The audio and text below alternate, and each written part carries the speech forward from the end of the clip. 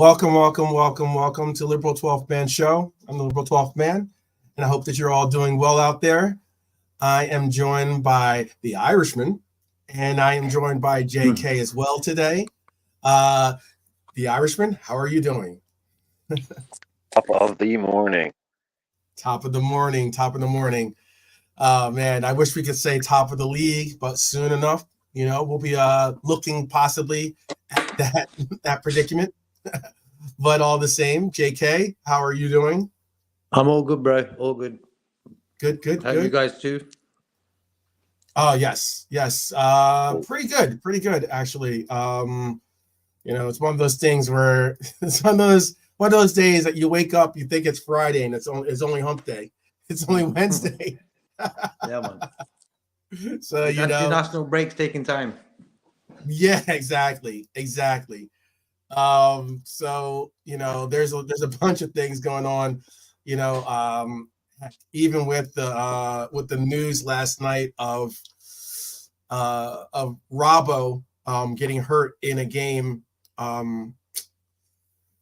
Frustrating, man. Frustrating to say the least. I'm still waiting to hear any updates as to that, as to what's going on with Robbo, or if it's so serious, like the severity of it is still open there. So I'm kind of on the fence as to man, these friendlies, I don't understand how we could be involved in some of these friendlies, or some of these players can be involved in some of these friendlies that just don't mean anything.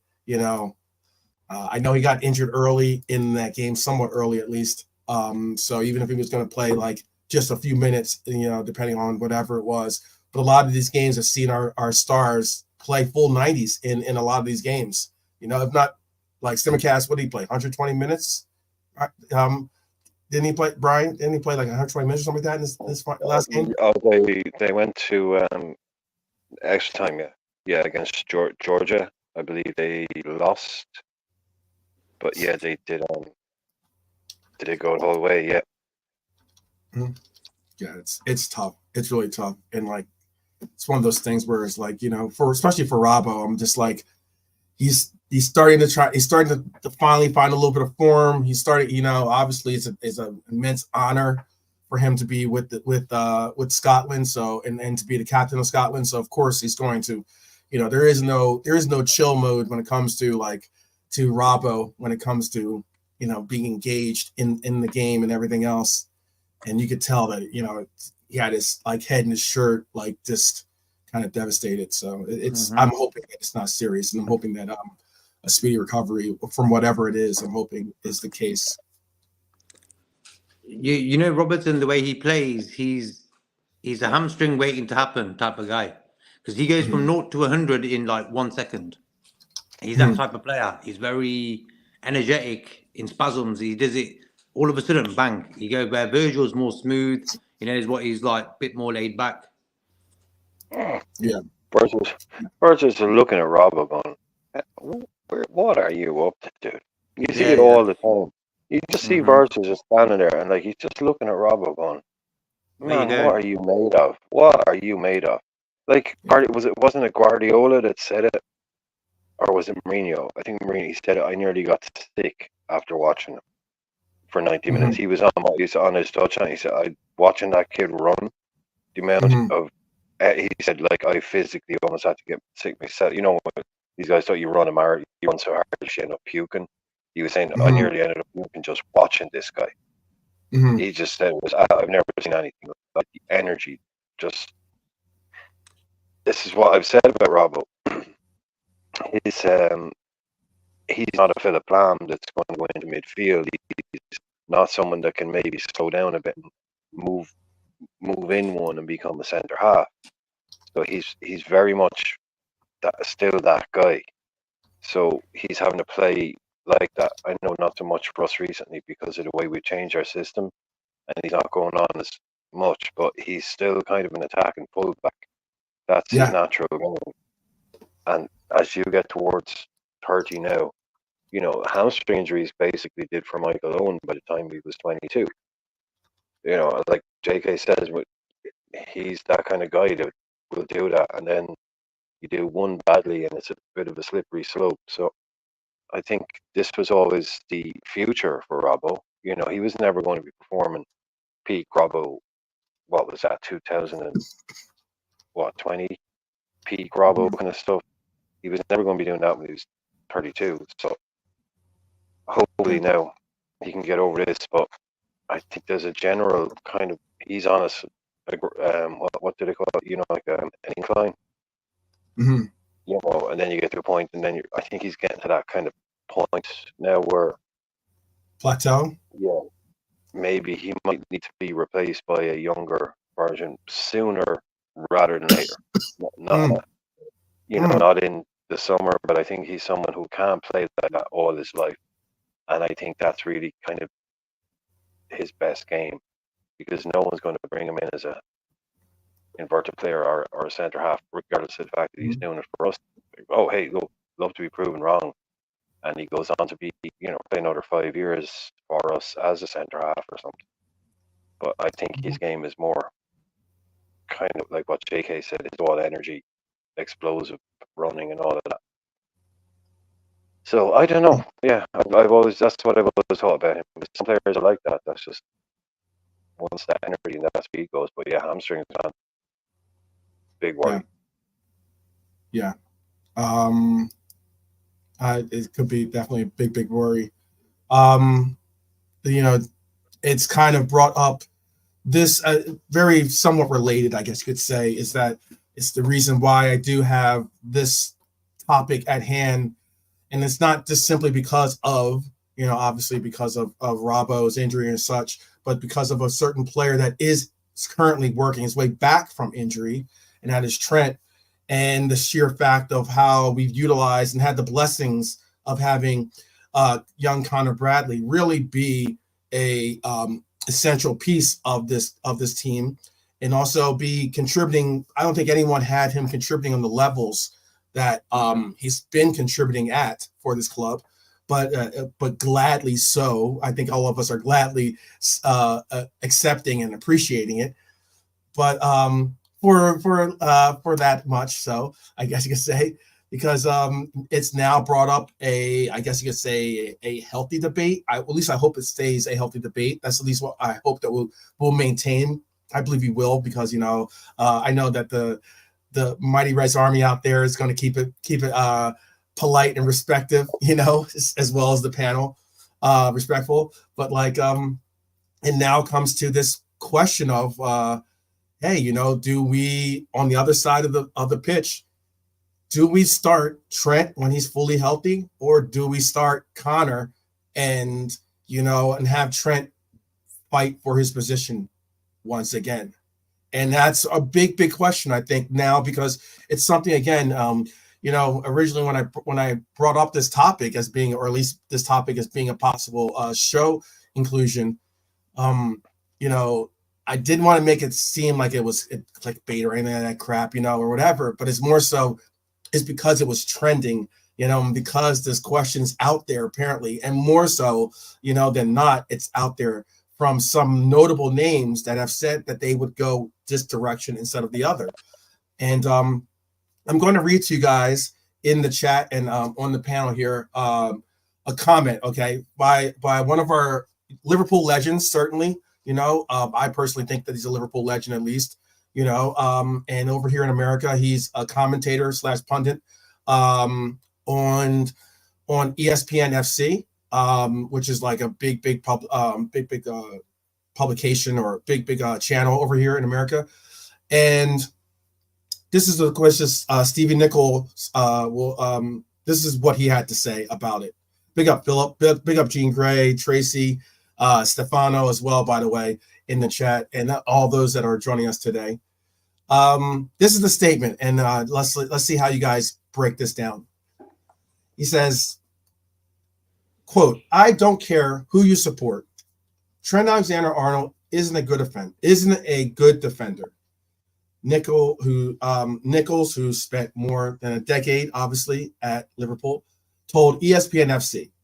He said, if Madrid were to offer, I don't know, 60 million, 70 million, 80 million pounds, when you have a young kid in Conor Bradley, who is a miles better defender, great going forward, but in the same class as Trent. So it depends on the next manager whether it's a possibility. Nichols had previously taken aim at Alexander-Arnold, as I spoke of. Even so, before this, in the 3-1 defeat against Arsenal, he went on to, he previously said, Alexander-Arnold, as great as he is on the ball going forward, he's a liability defensively. He can't defend one-on-one, and he doesn't get in good positions to stop Martinelli today getting the ball. And that's referring to Arsenal matchup that we saw him in, and ended up being where Conor Bradley came into that game and ended up filling in, deputizing well in that game. And this began and from that game, I guess you could say, began this debate of who really do we need to have in the right back position. How do you feel about those comments, Brian? How do you feel about that? Is it? Do you think it's out of line, or do you think he's wrong? Do you think he's like? Do you think maybe he's having a go at Trent, or is it just maybe him being like overly critical, or just being honest? Well, look, we did talk. This was a new one on me until you mentioned me earlier on, and the first thing that I said to you was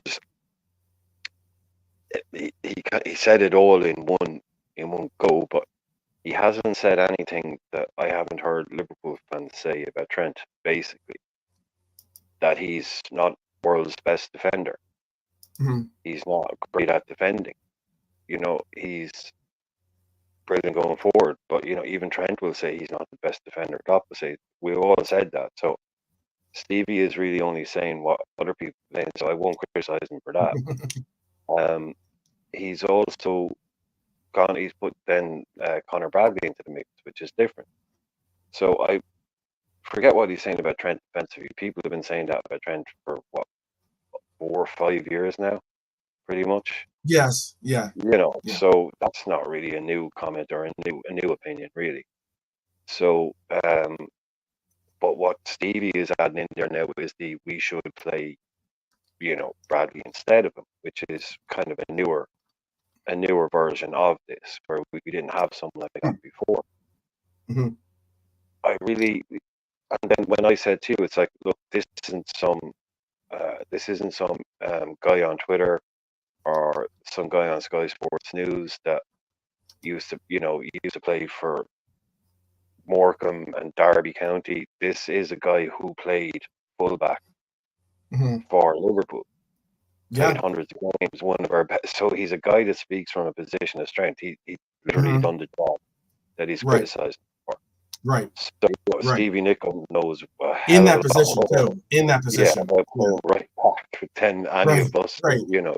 He's won the leagues, he's won the cups, he's got it all. Right. And even back then, it's not wildly alien. Some of the stuff we were doing back then isn't, people think it was, a fullback did nothing, but some of them, it's not a million miles away. I know what Trent is doing is a different thing again. No one else really does. I think Trent is just a bit of a one-off kind of thing. So I think really all he's saying is that for him, he sees Bradley as someone who can do everything. In terms of, it gives you enough going forward, and then it's better defensive. And he's being critical, but it is a good story. It's a good headline, but I don't know. Like, it's I know, like he's from a time where the defenders defend first, but still, defenders still have to defend first, mate. They're not wingers. That hasn't gone out of the game. Like, we're not like. But what I'm saying is, and Wan-Bissaka costs 50 million quid.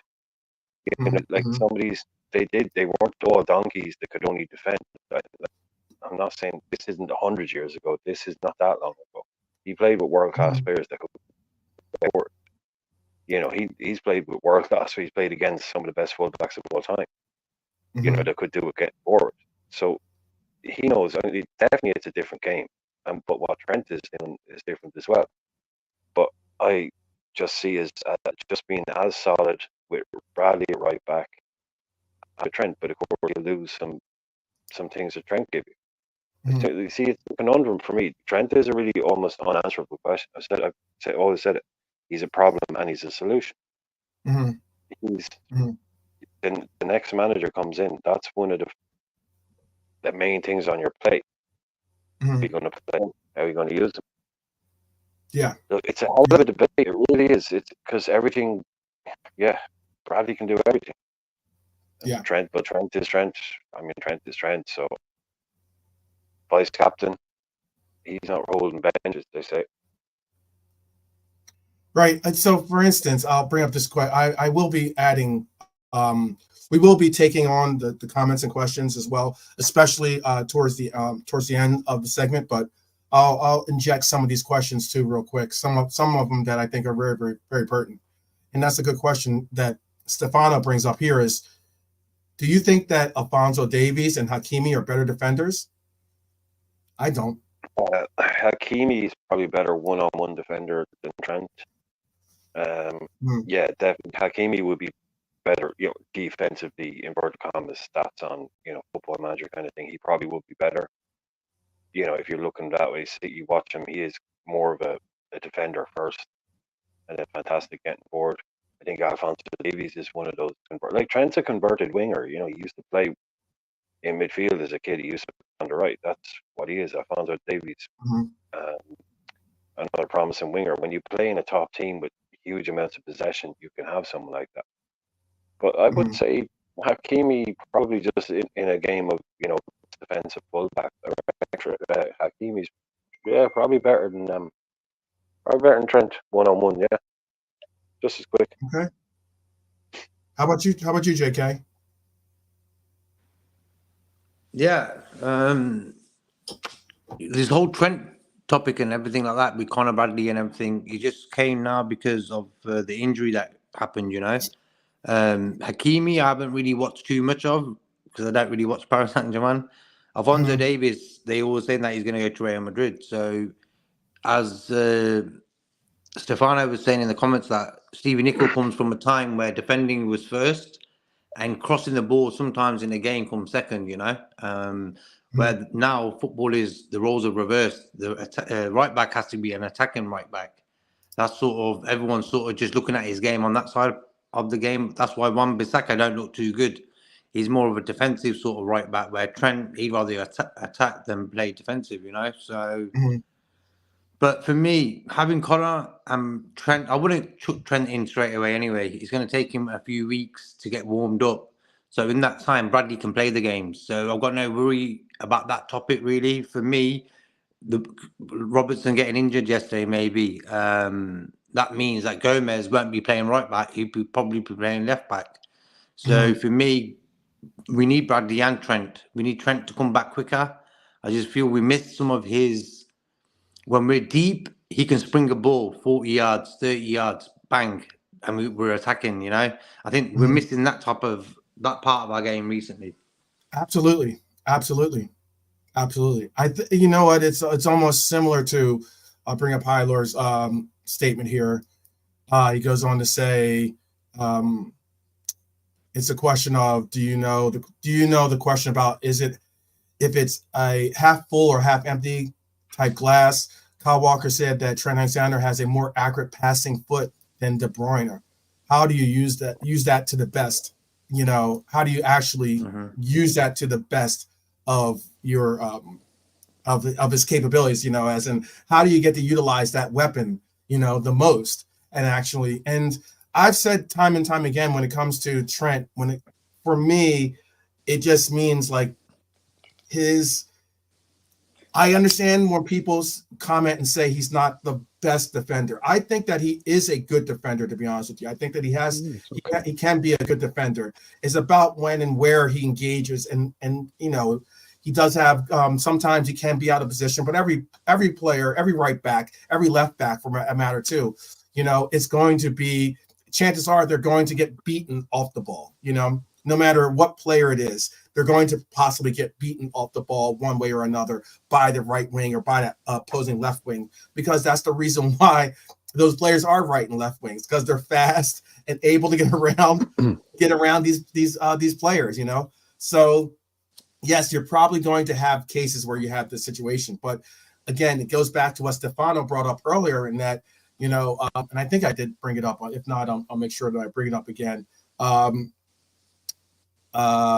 This one right here, where he says you don't need to be the best defender to play fullback these days. I think that the role of fullback has evolved, you know, and it's evolved because of namely players like Trent Alexander-Arnold, you know, as in, like, you know, you have these players where you want to put them in positions that they're going to thrive in, and Trent has the ability, by playing in that right back position and now in this inverted position, he has the ability to see the field, to have the entire pitch in front of him, you know, and he also has the ability to have space created for him because of that pitch in front of him. Is there's a longer pitch in front of him, as opposed to being stuck in the middle, where you might get converged on from the side, from the back, you know, or from the front, or, you know, from all over, as opposed to just one direction of where you're probably going to be getting engagement from. So that's how I'm looking at it as well. Go ahead. Does that sound any better? Oh, that sounds great, by the way. That sounds much better, by the way. Yes. Oh, yeah, I know it's going to sound better, but I can't plug this thing in. So that's the only, I mean, I can either plug headphones into this or plug power into it. So okay, it's like on a timer. So, but two things I'll say about that is there's 92 teams in professional football in England. There's at least probably something similar in every league in Europe, in the top 5 leagues. So what's that, like 400 or 500, 600 teams? Elite sides, top level sides can do this. Play with inverted fullbacks, John Stones inverting, all that stuff. Yeah, some teams, but there's this idea that, oh no, defenders don't, the fullbacks don't defend anymore. Stop being such an old fuddy-duddy. No, come on, man. Look, some teams can do this. I'm not talking to you. There's some people out there. Right. There are still fullbacks out there, and most of them, your main job as any defender is to defend. Right. That's why we free Trent up and allow him to go forward. Right. You know, it's this idea that, everyone, you know, Phil Nichol, back in his day, they only defended. Wrong. They attacked a lot. Yeah. That's how we won the Nichol was actually scored quite a bit of goals, fullback. He was an attacking fullback. He knows his. So also another point I'm saying, he may be from the 80s, but the guy played hundreds of games as an attacking fullback for Liverpool in that position, not 100 years ago. Yeah, He acts like a clown on ESPN, but that's not his real. He does that for. Stevie, that's not my opinion, by the way, Stevie. But that's his. He'll tell himself he acts up to be a clown, but the guy knows if he sits down and has a proper conversation with me, I'm going to respect his opinion, because he's done that job to the highest level any player can do. So I respect his opinion. But you still have to be able to defend. If you've got certain clubs, they're not all going to be playing with inverted fullbacks, where you can just go and do what you want. So what, you just play with 2 defenders now and that's it? No. There have always been attacking football. And then the argument is very weak when you say, oh, he's not a great defender. To then say, oh, well, name a perfect defender. That's not an argument. That's, you know, you can say he's not very good at defending without saying, oh, well, name a defender who's perfect, brilliant. No, like you said, there's amazing attacking players. But can you name a defender who's good at defending? His only focus is defending. He doesn't offer anything going forward. No, he's amazing. Like, as in, no. We often bring up. Oh no. I'm just asking. Yeah. Like, if you have if there's going to be those that say Trent only really offers offense. He only offers offense in his right back role. His main attribute is his offensive talent. It's not necessarily his defensive talent. If that's a deficiency in his game, then okay, then that's your opinion. But I'm not saying it's your opinion, Brian. I'm just saying that's the open opinion. Yeah. But is there a player then you could say out there that you could say on the contrary, like, oh, this player is a simply right back defender. Like as in he doesn't offer anything going forward. He's not someone that's going to get involved in the game going forward. He's just a defender at right back. Is there a player like that you could use as a contrast? Like playing for a top team? No, because or top, yeah. Playing for a top team, or even playing for any team if you want, but a top team especially. Yeah, but yeah, playing for any team, and that's for the chat too. Please, in the chat, if you could think of someone, because I know we have Hylor, we have Stefano. You know, I know you guys are big on the stats and big on the other leagues as well. Please tell me a name that you would consider. But go ahead, Brian. If you would go with something like I don't really get what the point, what we're saying, but like, yeah, for top teams, anyone that plays fullback, if they play with a back four, they're going to play with fullbacks, they're going to have to do a degree of attacking work. So it's very rare that you'll have an out and out just defender now. Right. Like you'll have them in the lower leagues, all across the lower leagues. These guys can barely trap a ball. Most of these guys that are fullbacks, they're ex-central defenders. The likes of Dan Byrne playing left back for Newcastle. But if you want to be a fullback, and you're going to have to be able to do both jobs. The point is really that it's like with Robertson when we're talking about him not being a brilliant goal scorer. He's an amazing left back. He's an amazing defender, good at going forward. If he was a goal scorer, he'd probably cost 200 million quid. He'd be one of the greatest of all time. Same with Trent. If he was as good as Maldini, one-on-one defending, but could also do what he does going forward, he'd cost 300 million. So you can't be amazing at everything. Trent is. No, I'm not. I'm not saying that. Yeah. I'm not saying like right now, Konza that plays for Villa would be someone who would be a centre half that plays at right back. Ben White would be someone like that's a centre half that plays at right back. But most of these guys, this is the thing with Trent. It's like he's going to have some. Like he used to be an attacking player, and we dropped him back. So yeah, guess what? When you put someone who isn't a natural defender, or born defender or whatever, put him up against some of the best wingers in the world, because we play against some of the best teams in the world. Man United, City, Real Madrid. Then guess what? Yeah, he might get kind of caught out a few times, because good attacking players will beat even good defenders, even the best defenders. So yeah, he doesn't have it all, but that's the one thing he's lacking in terms of being amazing and brilliant at. Yeah. I put up Norman's. And by the way, Norm. That's how you have to say it. Whenever I see Norman in the chat, big up to you, brother. He says, ask Paletta, excuse me, at Chelsea, is the only one that he can think of. Yeah, Azpilicueta. That's all. Yeah, I'm struggling on the pronunciation on that one. Yeah. Yes.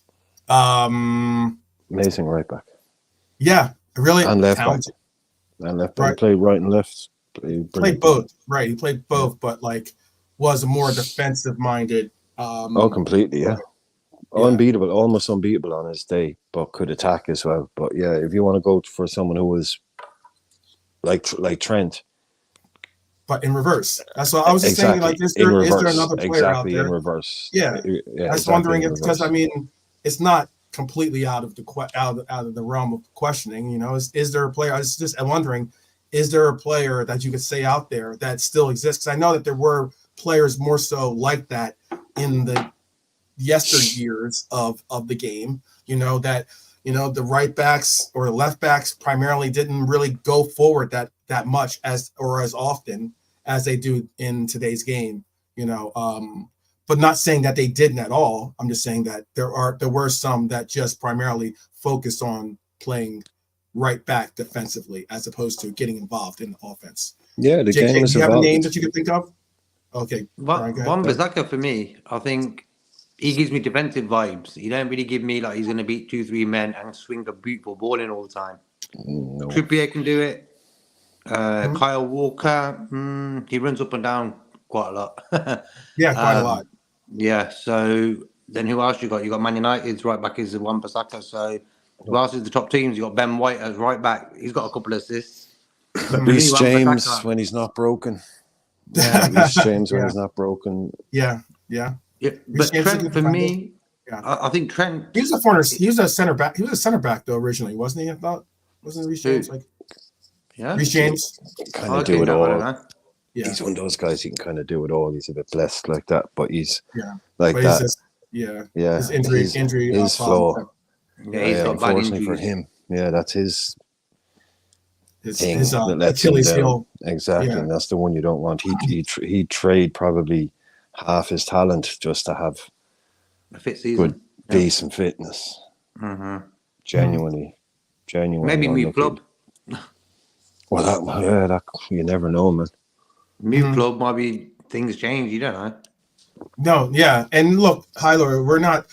You can obviously tell by my comments that there's no way that I'm discrediting Trent. Trent. He goes on to say Trent has 22 goals, 86 assists in 321 matches.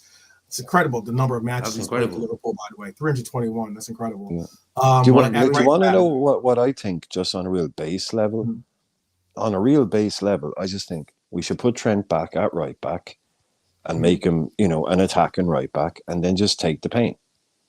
Have players around him, have good defenders, not inverting him, going back to the way he used to play, just as an attacking right back, as a full back, getting up and down the wing, crossing, playing where he got all this, not going in midfield. Yep. And then just accept the fact that he's not an amazing defender. He's not, an out-and-out defender. So just live with it, deal with it, and get over it, because what he'll give you from an attacking point will probably outweigh. It's fine if you get caught up, against Sheffield United and against Fulham and Wolves. It's probably not going to hurt. It's just, the problem might be that he, in a specific situation and in a way that is clearly, obviously down to him not being in position or whatever, and a Real Madrid get in down the left, score a goal and win a Champions League final 1-0. Okay, that's where the issue will come then. If you get what I'm saying. But look at those numbers he just put up. I know. Most of them come from when him and Robbo were just bombing up and down the wings. We're doing that's more all they were doing. More traditional right back, or not traditional, but what Klopp had as being his right back, left back roles, right? Just up and down the wing, crossing the ball like no one else, getting all those, corners. Just go back to that, man. Just like Frimpong at Bayern, like Leverkusen. You tell me Trent can't thrive in that kind of role, in a wing back role where this guy Frimpong is putting up crazy numbers. So is Grimaldo on the other side. I get that. So imagine Trent in a role like that. Yeah. No, I get that. Well, since we can segue into that. I have another question too, but I'll save that for after this. But since you're going into this, let's get into this then. Let's get into the options. That was another question or portion of the show that I wanted to get into, and that is options. Then as in what are our viable options for the roles that we're going to have Trent, or even on the other side too. I mean, it kind of goes with left and right back when it comes to like what we're going to do or how we're going to approach this with the options and the players. Obviously, player availability creates those options, but we are about to get back Trent. Hopefully so. After this break, we'll hopefully be able to maintain the option of having Conor Bradley as this, which do we start type option. Let's be honest. So I was looking at FOT Mob, which is a match stat style scoring thing where, it does the algorithms and such. And, as far as Bradley, he's had some really good performances. He's shown a lot of good maturity. He's had like a 7.99 average match score, which is really, really high and really, really good for him. He's showing some really good options in his or ability in his defense. Excuse me. And then you have to look at it as he's even shown occasionally some of those things we did get from Trent going forward. That progressive dribbling, the playmaking. We've seen some of that, and we've even seen an occasional shot from him as well, which has been on point. Excuse me. It is worth noting, though, that Trent was in some really very good form before getting injured. Okay, like he was in some really good form, and I think that like a good portion of what we're seeing from Trent before this injury was the fact that this team was pretty much utilizing him as a quarterback, in a lack of a better word, okay, in the middle of the pitch, allowing him to have access to both wings, going central if he wanted to, sometimes involving himself in the actual attack as being an option to shoot and score from. It was a very, very cool concept, and it brought so many dynamic levels to the game for us. So I brought these two options as well. We could do this option 1 or option 2, and maybe there's another option out there that you guys in the chat or maybe in the panel look at it as. But I was thinking of this, because option 1 for me was the first and the most simple option. That is to rotate. Just rotate the two, depending on the opposition, depending on, obviously the fitness and such, you could rotate, be able to maintain the levels. Also, we don't know what Alexander-Arnold, what level of fitness he's coming back into, but let's just hypothetically say that he's fit. They're both fit enough to play, let's say a full 90. Each are both fit to play a full 90. Then that's an option 1, is just to rotate, right? Having possibly Trent start and have Bradley as a viable option off the bench, if not someone that you can rotate in for the games where you want to, where it's maybe lesser competition, where you can kind of get Trent a little bit more of his recuperation back or get his levels back up. That could be the option 1, right? And then option 2 could be doing what a lot of the people, or not a lot of people, but some of the people in this chat or in the chats I've seen in general, or the forums I've seen in general, you could go into where you just get it over with, move Trent to the midfield, and utilize Conor as a right back. Okay, that obviously means that you're going to have to move someone else out of the midfield. Sorry. No worries. No worries. But that obviously means that you have to then bring someone out of that midfield, whether it means McAllister, who I doubt many people are going to say offer him as being the sacrificial lamb, or it means bringing out Dom, because obviously you're not going to put him most likely at DM, correct? So it means that you're probably going to keep Endo there, and it means that obviously then you're making a choice of, do you start Trent at that right mid instead of Dom at that right mid, and you still have and then you still are faced with the situation of rotation, because you obviously want to get Dom involved in it. What options do you guys go with? What option would you like to see us go forward with? And I'll put that toward the chat. Please give your opinions in the chat. But let's start with JK. JK, what of those options, or do you have another option of your own? What is the option that you could see us going forward with? Okay, it's a bit of a mind-boggling sort of situation, but I would say regarding Robertson sort of being injured, we don't know how long for, I would still go with Bradley right back, Gomez left back, keep Simicast on the bench for Gomez, and if Bradley's feeling tired, we can switch Gomez back to right back and Simicast can drop in left back. So that's that sort of equation sorted. I think Kanate is going to be fit because he played yesterday for Sunday. He played for France. And then in the midfield, that's the thing there. Can Trent play DM? Because for me, Endo has to play. He's just there's a solid. He's fixed in the team now. I think Endo and McAllister, them two guys. So it's the other position where Sabotsai plays. Trent can play there, can he? So for me, Trent has got two positions he could get in the team and stuff. But for me, Trent is like one of the most valuable players in our team. I think this is been up and down. He started off sort of doing well before he got injured, and then bang, he got injured. So we don't know what he's going to be like when he comes in. Is he going to be sort of back to fitness 100%, or is he going to be a bit lagging? So you got all these things to think about. But for me, Bradley scored yesterday as well, so he plays definitely Sunday right back. Bradley scored against Scotland, and then I'd go Gomez left back for Sunday, because you can have Kanate and Virgil as the other defenders.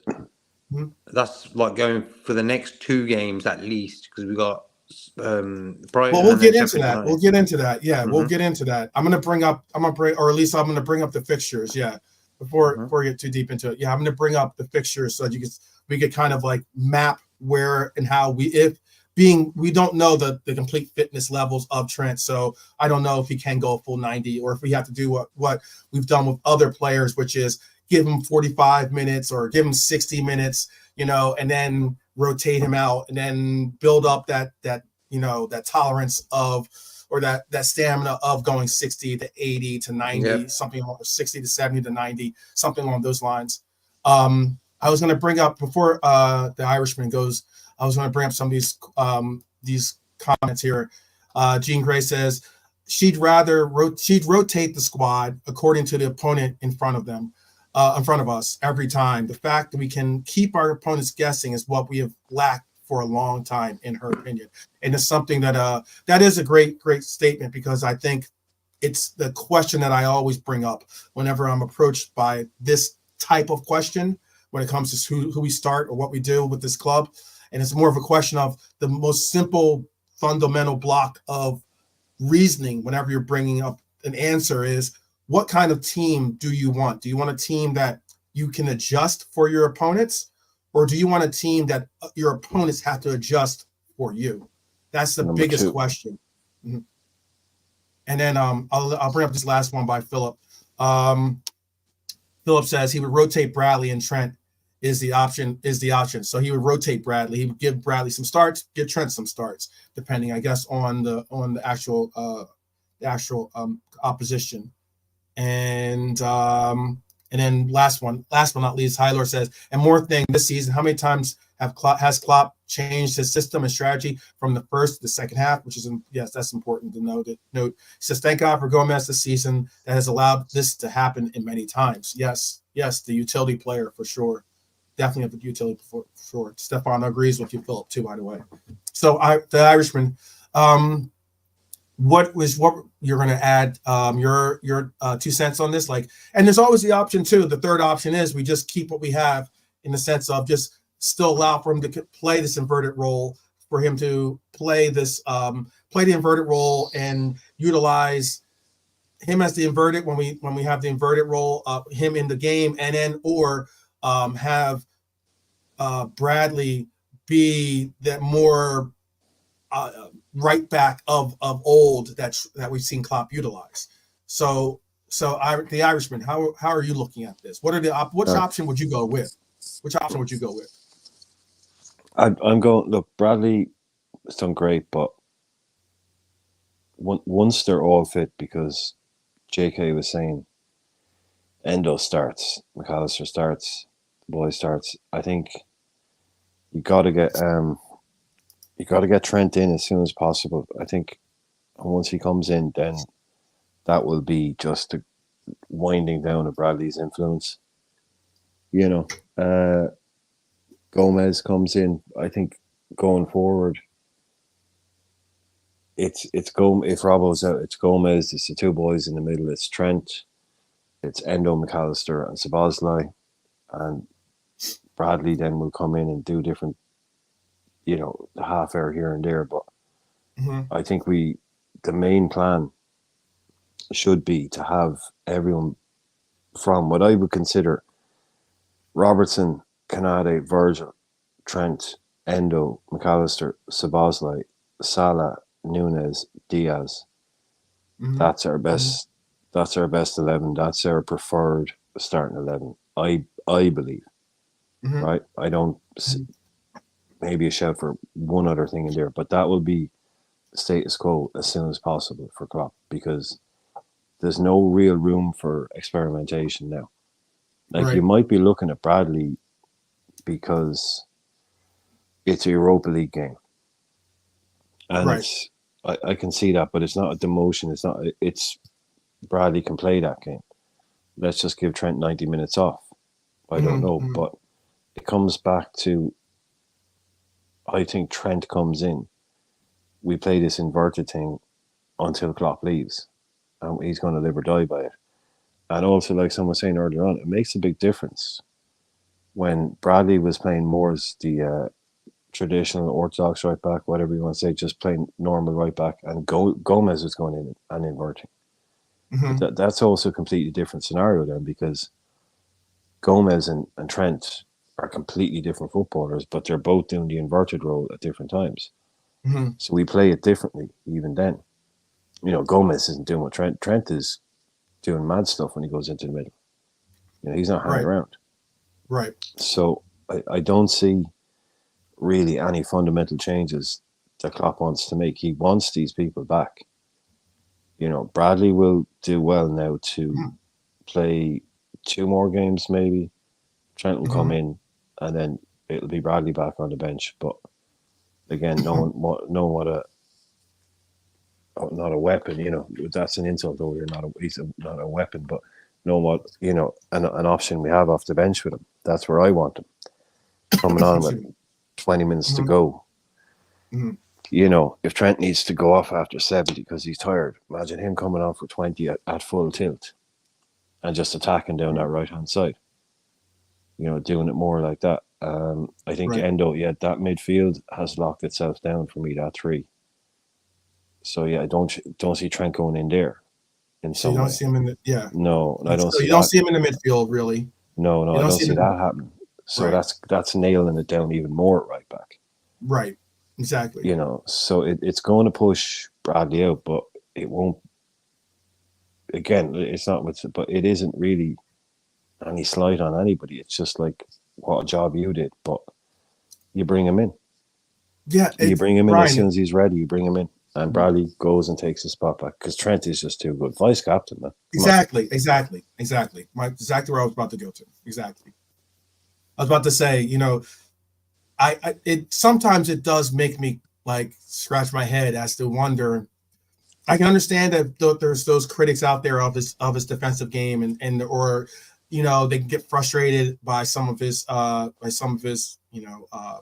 deficiencies, or maybe like his lapses in his mental lapses sometimes when it comes to the focus or the attention of detail when it comes to his defensive measures or his defensive responsibilities. I have a question before you finish this. Yes, go ahead. When you're finished this. No, okay, well, quickly, right? Go ahead, Genuine question for you and everyone.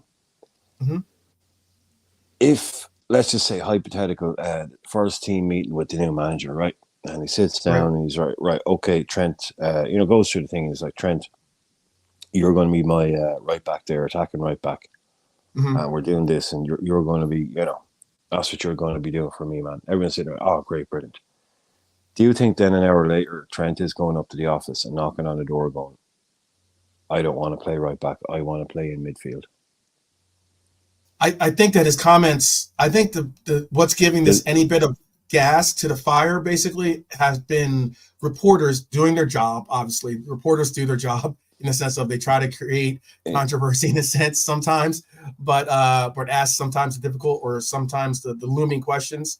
And I think sometimes the fire or the gas to his fire is that he's been asked about his playing in the midfield, and you've seen his response about playing in the midfield, how much he enjoys playing in the midfield. So, you know, do you think, honest to JK and to you, do you think he would go to a manager and go, I don't want to play there, I want to, I want to play midfield? Do you think he'd make us think about it, or do you think he'd accept?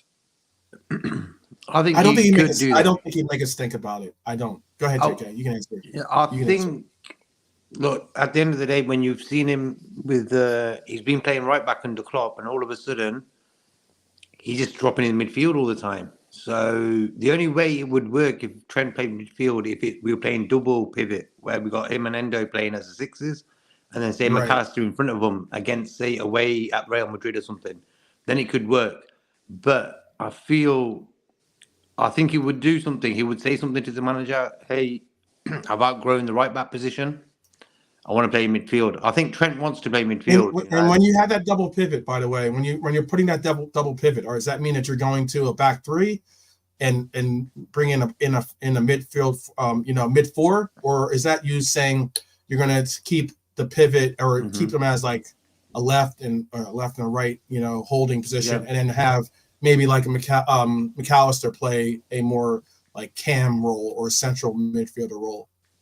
Yeah, I would keep it as it is, and then what I would do I would take Szoboszlai out and drop Trent in there, but alongside Endo. But I would give him the option to be a free role sort of DM because of because we would lack that Szoboszlai role in the team, won't we? If Trent's playing there, but because Trent will get a free role DM sort of role with Endo, it could work. All right. This is a question then. And this is something that I'm trying to think of who said it. There was a quote, and I can't remember who said it, but it's a quote that I have been saying myself. And that is, and it's a question that could be then raised. And this is, again, I'm going to please do put your comments and your questions in there. I'm going to be including all your questions and chats into this conversation because I think the Mighty Reds Army is undefeated. That's why, therefore, I like engaging with them. But the quote went as far as saying the next manager either, I'm paraphrasing it, but I'm trying to do my best to paraphrase it. The next manager has to agree to take on Trent, in that the next manager has to want Trent as opposed to not need Trent. Like, as in, he has to take on the role of saying that Trent and the next manager have to be a match. That was the I'm paraphrasing again, but the quote was basically as in, you have to have a manager that wants to utilize Trent as opposed to a manager that sees Trent as a possible disposable piece to possibly even build off of. Like, as in, okay, Trent doesn't fit the narrative of what they want to do, so let's cash in on him now, get the money so that you can bring in possibly the piece that you do, or utilize the piece that you believe is already there, and utilize that money for other positions or other places or spots that you could utilize the money for. I think that I'm in the camp of saying the next manager needs to figure out how he's going to use Trent, as opposed to thinking that Trent is a disposable piece. Is that offline from what you guys would think in the panel and in the chat? Am I alone in that thinking, or Brian, what would you say? Sorry, say that again. Okay. In the sense of, do you think that the next manager has to be a match for Trent? In the sense of no. Or do you just bring in a manager and you say, okay, this is the manager. Trent's not a match for what the manager has going forward. So Trent now becomes a disposable piece that you can possibly utilize in getting, a lump sum of money to bring in the pieces that you need. Like in essence, like you can utilize him like a Coutinho in essence, Yeah, no, I get. Trent wants to move on. Like I get. Yeah, you don't need. Okay. To, I get. No, Trent. No manager has to be a fit for one player. I mean, that's no player is bigger than the team, let alone the club. But you will always have to have a squad that a manager wants to work with, like players like that. But I said it from day one. He's a problem and a solution, and every manager that comes in is going to be looking at this guy, and it is going to be one of the. It's one of this can't be played down. This is one of the biggest tactical jobs in world football. Is what do you do with Trent Alexander-Arnold to get the best out of him? Klopp is one of the best managers we'll ever have, and he's still, hasn't kind of, made him into this midfielder, the guy that he wants to be. You can't You can't sell the club vice captain. You can't sell the Scouser. That would be career suicide for any new manager or Yes. Michael Edwards or anyone like Well, that. I'm glad you brought that up because that's an essential part of it too. That's not going to happen. That's right? He's PR not going anywhere. 101. I mean, there's enough people out there that hate FSG as is. No, look, you can sell. I mean, you can just imagine if they were the ones that end up saying, "Yeah, Trent." No, you can sell a Robbo. The ticket for you. You can sell a Robbo and dress it up in some, that he's 30, he wants to leave. He's, or you could sell. Obviously, you can sell a Mo and saying he wants to go to Saudi. We got the money. You can sell that, but you can't sell a Trent and get people to go along with it. That's just no. People, look, it's Salah. We got 150 million. He was going to go. Or it's Robbo. It's a new manager. He's come to the end of his career at the top. Okay, we can live with that. We can live with it. Trent, 25, future of the club, no chance, man. You may as well pack. You may as well just walk back out the door because you'd be gone. Fans will turn on you straight away. So if you say to some manager he has to fit Trent, no, Trent. This is where the best managers come in and win stuff, right? The guys that come in and can say to Trent, "This is what you're doing. Otherwise, you're not in my team." That's what has to happen with Trent. And like someone mentioned it there earlier on, and I had mentioned it because we were getting a bit fixated. Said, is this information from your group chat apparently with Connor, just Roy and Bono? Have I seen? Oh, right. Okay, I just no. But I said that's apparently your group chat. That's your group chat. I don't know if that's the demeanor in your group chat. Yeah. What was this? Yeah. Alonso and these other boys have played 4-2-3-1, 4-3-3. Yeah. Oh, that comment. Yes. They've always worked with what they have. They don't come in and go, I only play this way, like Conte. They look they're good enough. Yes. So you get a manager come in and say what he can do. He can do this with Trent. He can do that with Trent. Mm-hmm. Great. That's what you need. But Trent is going to have to be, and I'm sure he will be, because he'll only have the best interest of the club at heart because he doesn't win titles on his own. He wins it as part of the team. So when a new manager comes in, if he says, I want you doing this, I want you doing that, he's going to have to buy into it. They're all going to have to buy into it because it's a clean slate for everyone. But it's also a clean slate for a new manager to come in, and they all need to realize that he's taken over from Jurgen Klopp. So you don't need any dickheads there making stuff more difficult for him than it's already going to be. So you don't need anybody kicking up a stink. Now, I've always had this theory that what new managers do, a new manager will always go for a senior figure in the dressing room, not the best player. They'll never go for the best player, but they'll go for someone who's really, really popular in the dressing room and seems to have influence, and they'll go and try and get rid of that person because that a new manager comes in and exerts, kind of authority that way by removing someone who's super popular. They do that a lot. The best get it right, the worst they get it wrong, but it's something they usually do. So there might be something like that, but that won't apply to Trent. There might be a shake up at the dressing room, new manager, but he's got to be strong. So he's going to need support from everybody. JK, do you want to have a comment on this? Because I know the chat's saying has some really good points I want to bring in. So I'll bring the points in from the chat after your contribution. Yeah, I just feel Trent, world-class player, just needs to get his head right. I think if he wants to play in the Euros coming up, he needs to come straight into the team and sort of just get on with his game. We've got a league title to win as well. I think him seeing Bradley coming in, it might be a little kick up the arse he needs maybe as well. Sometimes, sometimes a bit of competition makes the other player play better as well. But all in all, I don't want to see Trent leaving the club. I just feel he's got too much football skills and no one passes like him. I don't care who it is in the Premier League. For me, he's the best passer of the ball in the Premier League. We miss his right-hand side, right-back crosses, we sort of changed our game style over the years where our fullbacks don't really get assists as much as they used to, They're not getting the crosses in and stuff like that. We missed that from when Salah and Trent used to double teams where either Salah gets the ball in or Trent gets it in. And you know how Trent crosses the ball is magic. Oh, unbelievable. Yeah. Unbelievable, bro. He uses the inside of his foot, and it's perfect for a Darwin to. And that's one. I think we're missing that. I think if Klopp sort of says, you know what, fullbacks get wide, get the ball in. We are. You know, we're missing that. Mhm. That's what actually made us.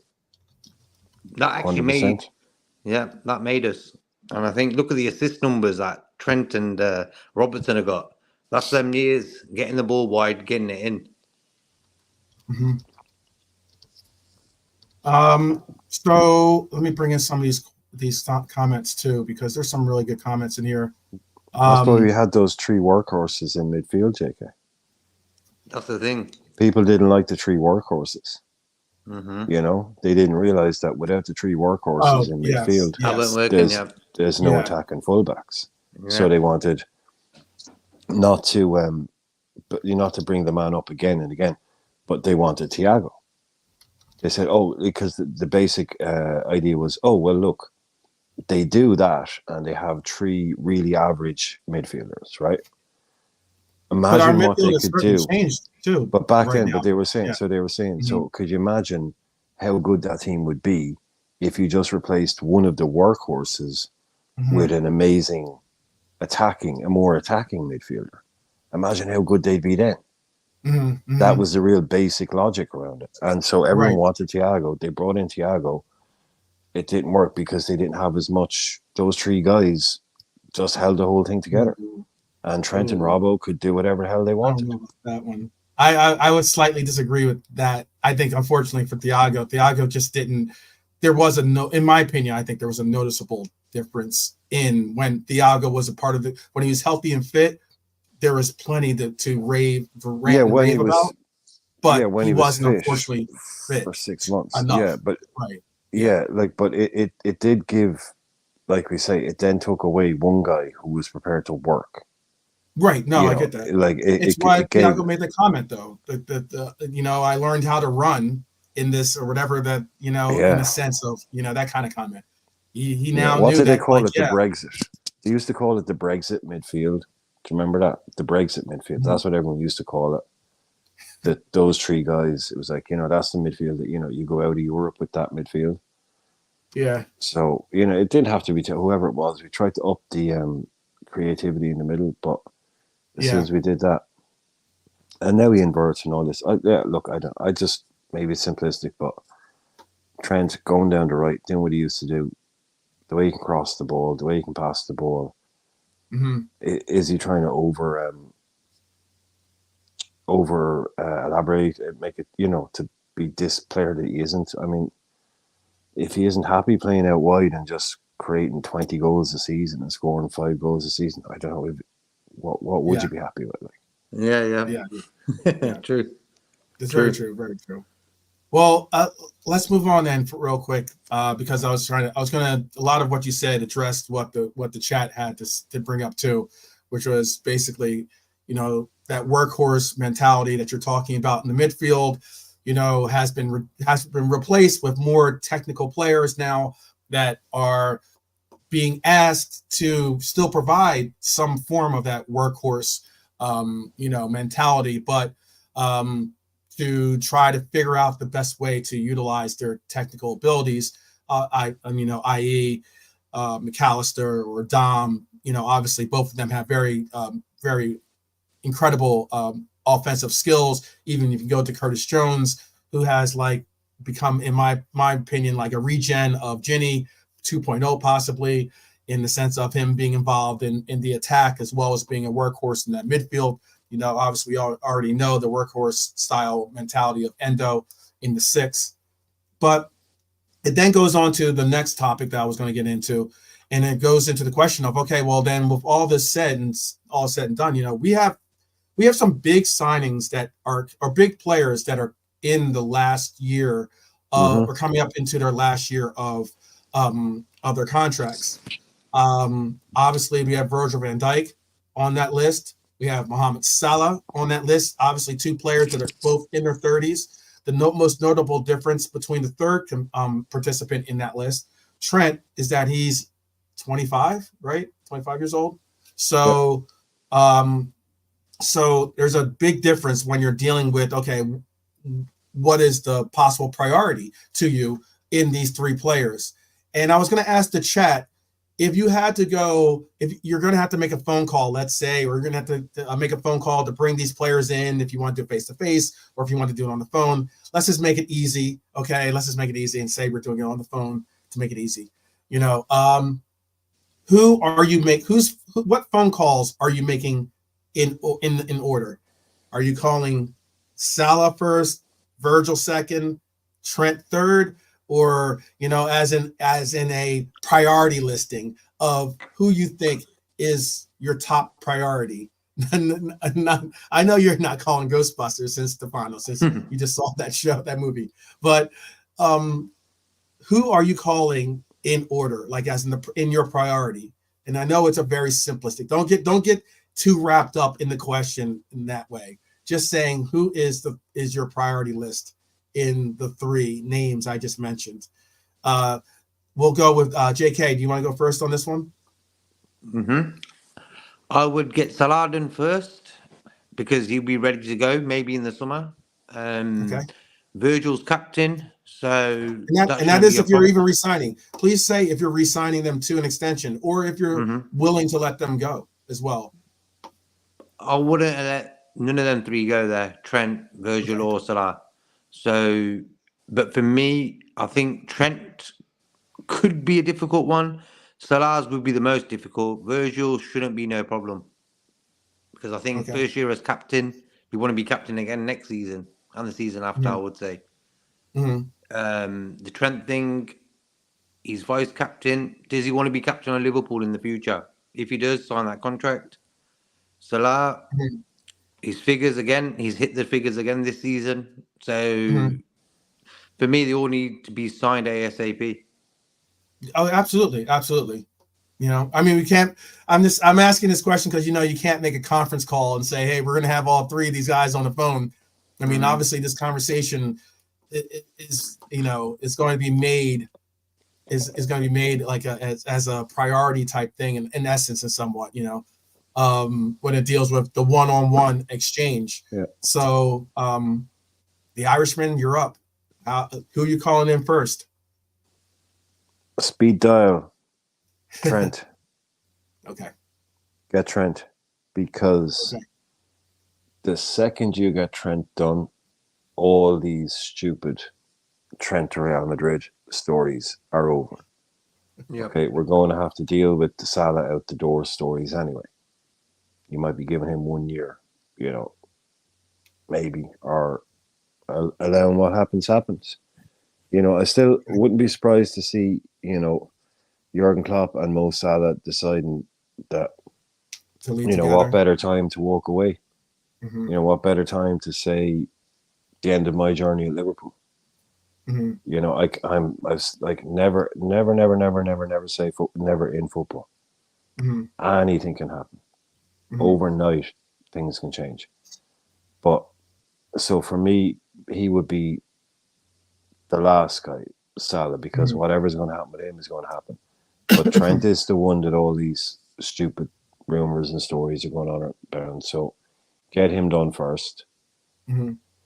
Virgil, I don't think anyone is really worried that he's going to go somewhere. You know, I think I don't. This kind of snuck up on me, and I'm really not impressed by how we've ended up in this situation. Because normally this is a scenario where you've got like players, it's a Chelsea or something, you know, they've got one eye on the door because things aren't going well at the club. So the contracts are ending up like being a year away. I really don't understand how we've ended up in a scenario where, I get it with Salah, I know why we are there, that's fine. I don't see how we've ended up in a scenario where Trent only has 1 year left and Virgil van Dijk only has 1 year left. I'm not saying that it's a deal breaker for Virgil, but I would imagine that Virgil, being Dutch, being the kind of person that he is, will have an eye on the bigger picture, and he will not that they won't, any of them won't be, but Virgil may have one eye on who the manager is. he may have, that in his mind. He's that kind of guy. He's going to be looking at, coming back and running Liverpool as a sporting director in 15 years. That's the kind of guy Virgil is. He's not, when he hangs up his boots, he's going to be involved. He's got in that one way head or on him. another, Like, right? Yeah, yeah. If not a manager, right. So I think he'll be looking at how things are falling. He'll probably be happy with Edwards, I'd imagine. And now that things are happening. So he'll probably be an easy sign. Mm-hmm. So that's the way I'd get Trent done to shut up all the noise. Mm-hmm. Get Virgil done because, he shows he's happy and he's not going anywhere. And the Mo thing, well, I think the ball is very much in Mo Salah's court in terms of that deal. I don't think it's a matter of us ringing him up and saying, come on in, Mo, we've got a new deal for you. I think Mo might be a new deal for me. No, actually, I'm, might be able to do that. I don't think that's that straightforward at all, unfortunately.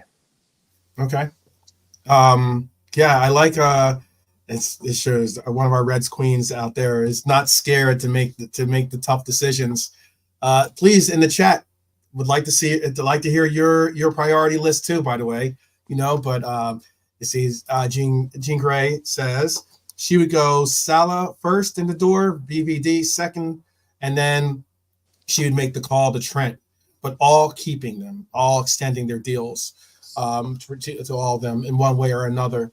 I expected to see some more out there, but it looks like Jean Grey is the only one that wanted to step up and make that tough call. It's a tough call to make, even if you want to make it the point of saying, hey, maybe one of these players is, it's their time, maybe it's their opportunity to go on to other pastures and us to cash in or something along those lines. But Stefano says he would keep all of them too.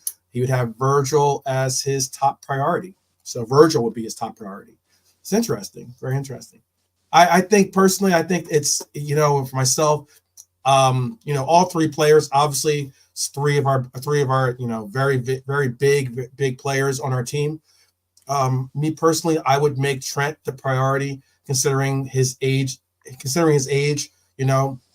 as in considering the rumors now that are starting to pop up with the Real Madrid, rumors and the connections that he has with, Yeah, it's put all that stuff to bed in an instant. One contract announcement, done. Yeah.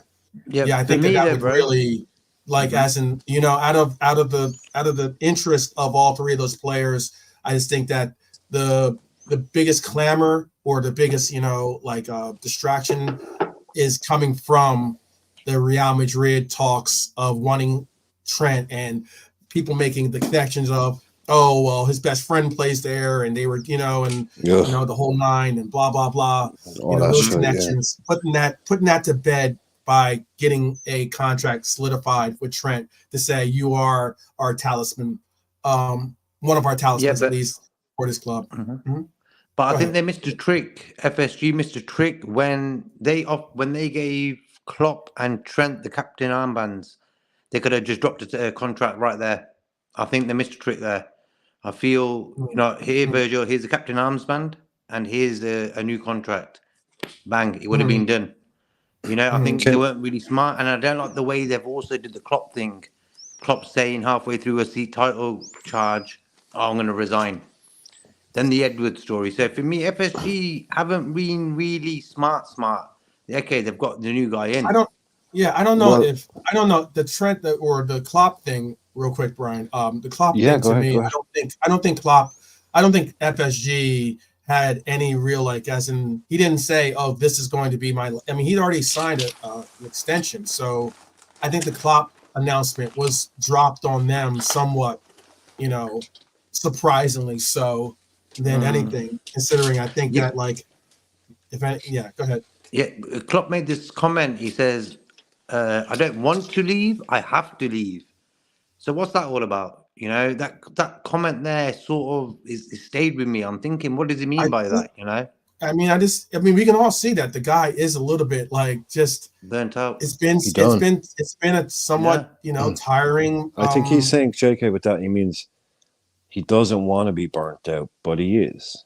But he is. I mean, exactly. I think he's saying is, Yeah. I don't want to. It's like you're there going, look, I don't want to have to leave the party, but guys, I've been here 4 days. I'm done. I gotta go. I don't want to leave. Yeah, I mean, I can't take any I more. need to shower. I take care of myself. Yeah, exactly. He knows I need, like you said, I need to go to one of those hotels, have a shower, go to sleep for 6 hours, and then I might be ready to go again. But he knows he's done. Mm-hmm. So like, and with the other thing, like, I think, like he said, he told him, I've said it from the start. The only reason that came out when it did was because it was going to come out. They got word that someone found out and it was going to be released. That came out so quick. Like you were saying, it came out in this really weird. It was like really weird timing. It was just for no reason, like on a Wednesday morning in the middle, just weird, completely odd. And I was like, the only reason that's coming out is because it's coming out in the paper tomorrow.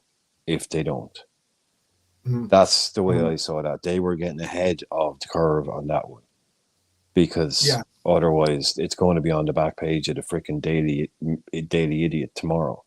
And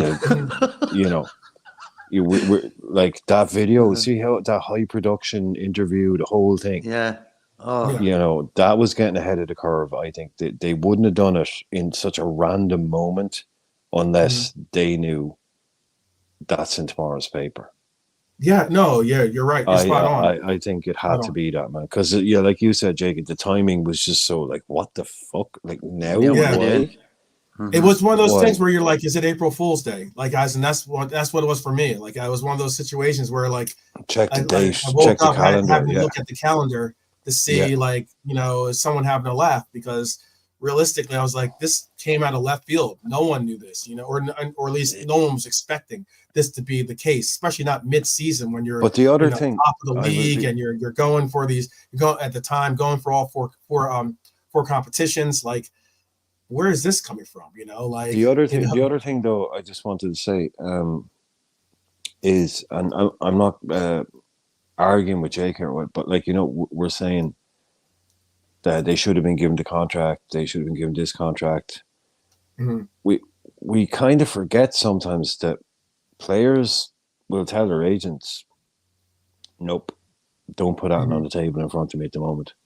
We always assume the players want to sign new deals. We forget that sometimes there's these players in the background, they're going, no, actually, I'm not going to sign up. No, I'm going to keep my options open for a year.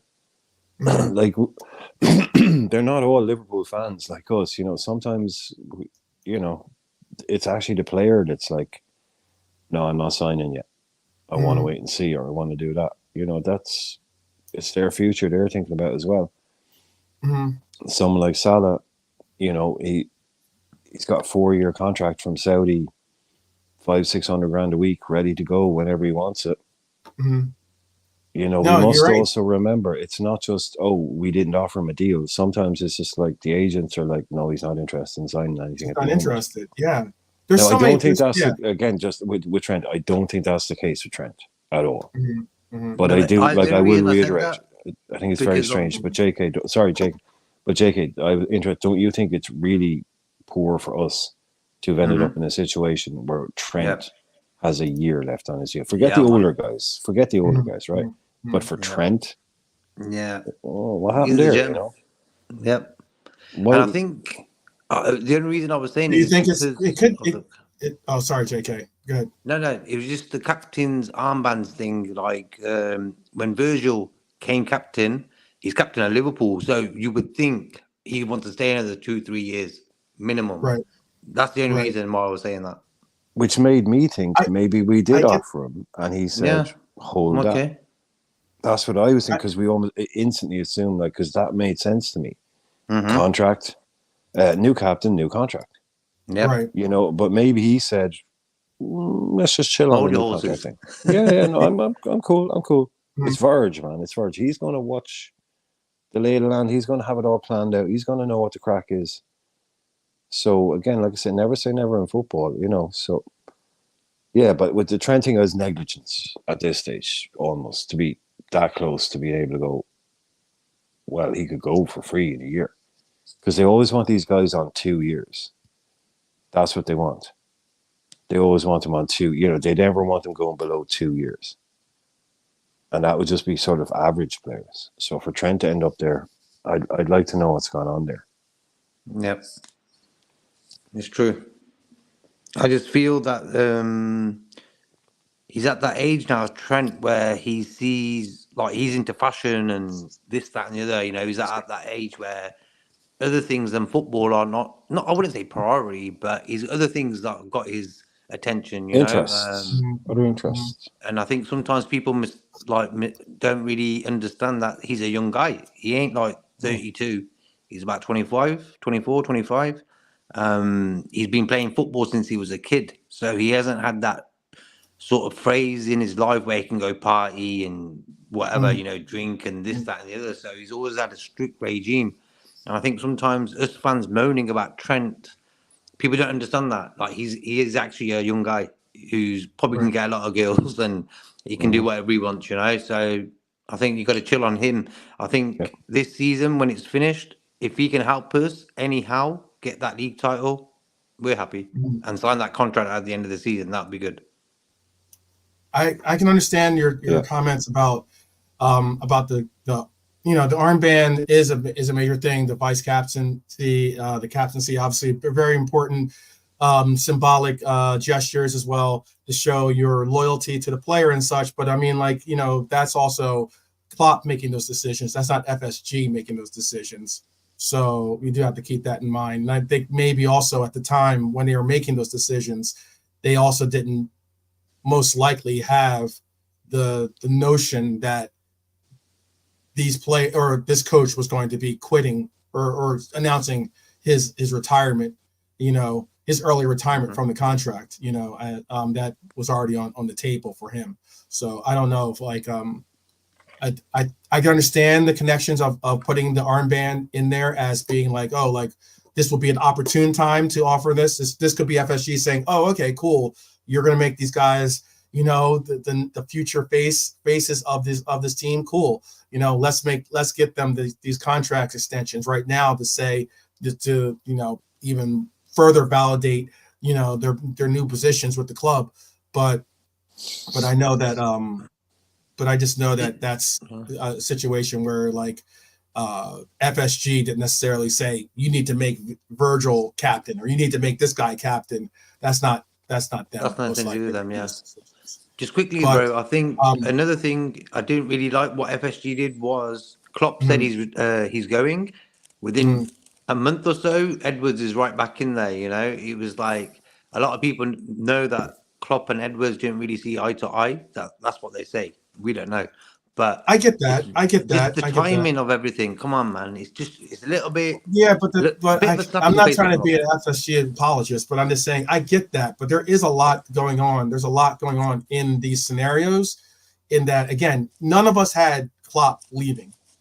If anyone thought that Klopp was going to leave at the end of this year, then you need to tell me the lottery numbers because it's over $1 billion in America. Okay, so please do tell me the lottery numbers.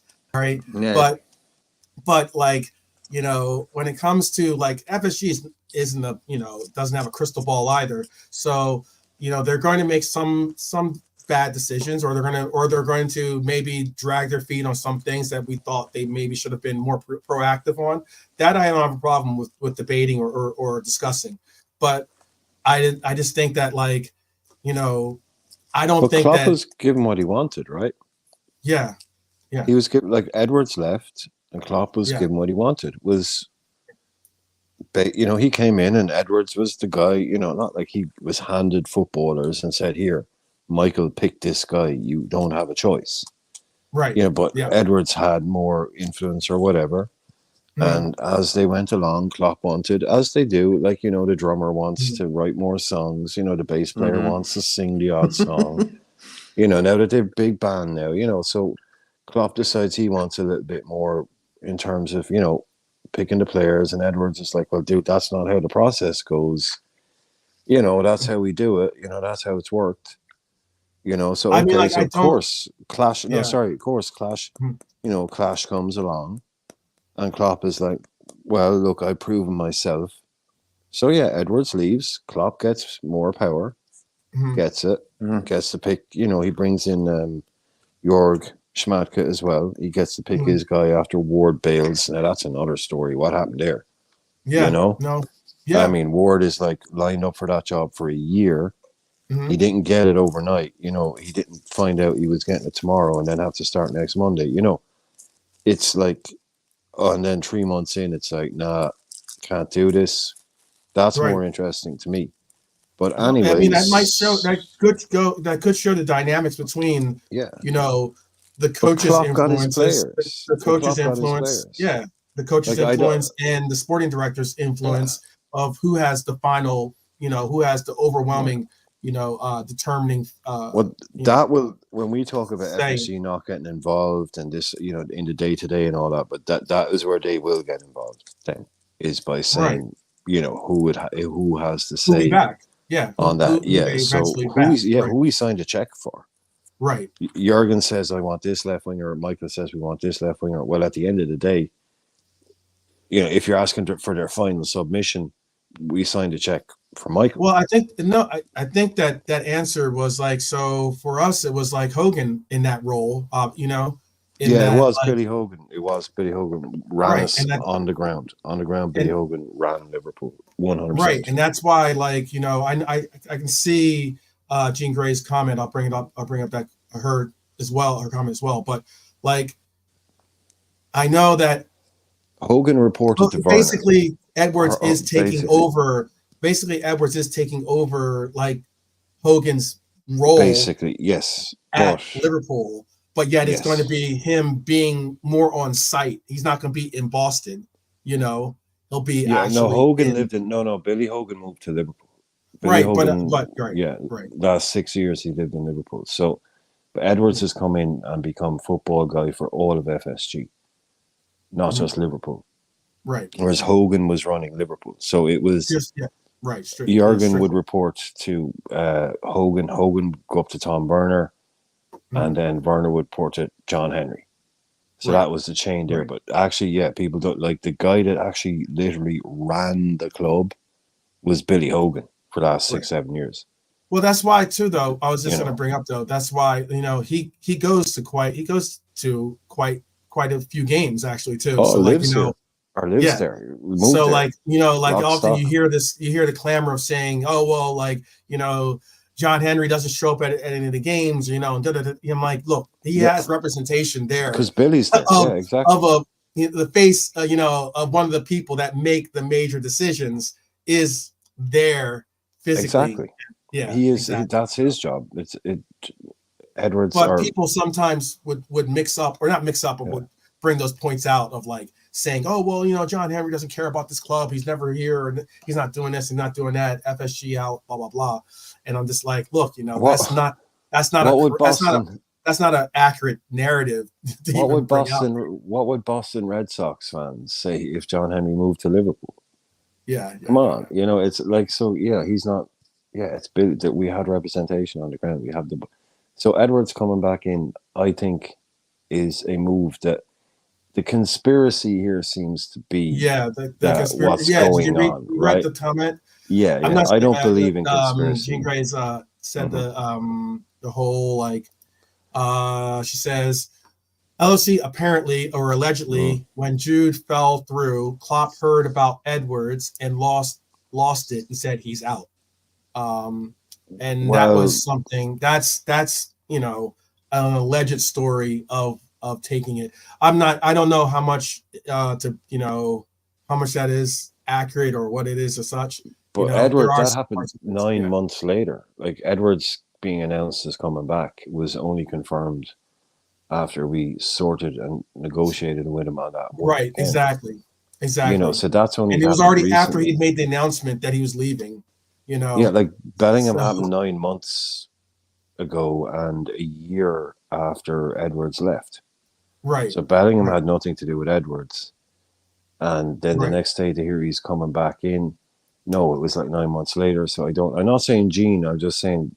No. Jean is just telling us what she's heard. She's just you know She's repeating. I I think this was. I think this might have been Frank's, theory, and his not only his theory, but something that he heard or something along those lines. I believe it was on his show that it was mentioned, and she's just kind of like relaying what she heard. Because I know Frank does have like some very viable sources that he utilizes, but yeah, I don't know. I just think that some of the math on that math doesn't add up for me. But can I just quickly say, right? The fact that Jurgen Klopp wanted to leave, the fact that Jurgen Klopp didn't get on with Michael Edwards, and the fact that Michael Edwards is coming back can all be true, but without being linked. I mean, not everybody gets on with the people they work with. They had amazing success together. Maybe they clashed a little bit. Klopp, I tend to believe Jurgen Klopp when he says things. And he did an interview saying he was burnt out. He knew that he didn't have the energy to go again next year on a whole new project. He looked at it and went, I can't do that for another 4 years. Yeah. I tended to believe the guy and take him at his word. Yeah. Other things have also happened, but as they say, correlation is not causation. Two things can happen at the same time, and it doesn't mean that they're linked. Yeah. I believed Klopp when he said he was burnt out. I believed him. So I don't really care for the conspiracy. Like, okay, yeah, they didn't get on. Klopp is leaving. Edwards is back. I'm happy, Edwards being back, and I don't want a manager that thinks he can't do it anymore and isn't ready for it. So time for Klopp to go. I'm happy with it all, that he had the balls to come out and say, yeah, you know what, I can't do this.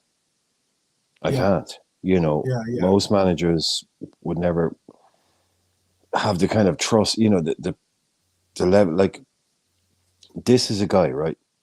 This needs repeating. He's been a manager for over 20 years, right? He's only managed 3 clubs, right? If you look at what he's done with all of those clubs, he's been managing at a very high level in Europe. He has never been sacked.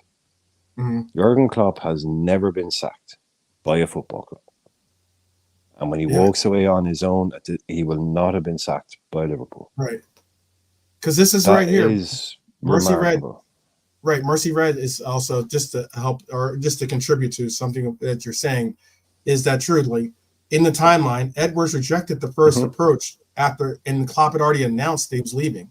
So that's why I'm like, I understand those statements, but I just think that they could all be true, but they can't, but they don't, doesn't necessarily mean that, as Brian put out there, doesn't necessarily mean that they are all a result of each other, as in like, they're all connected in some way.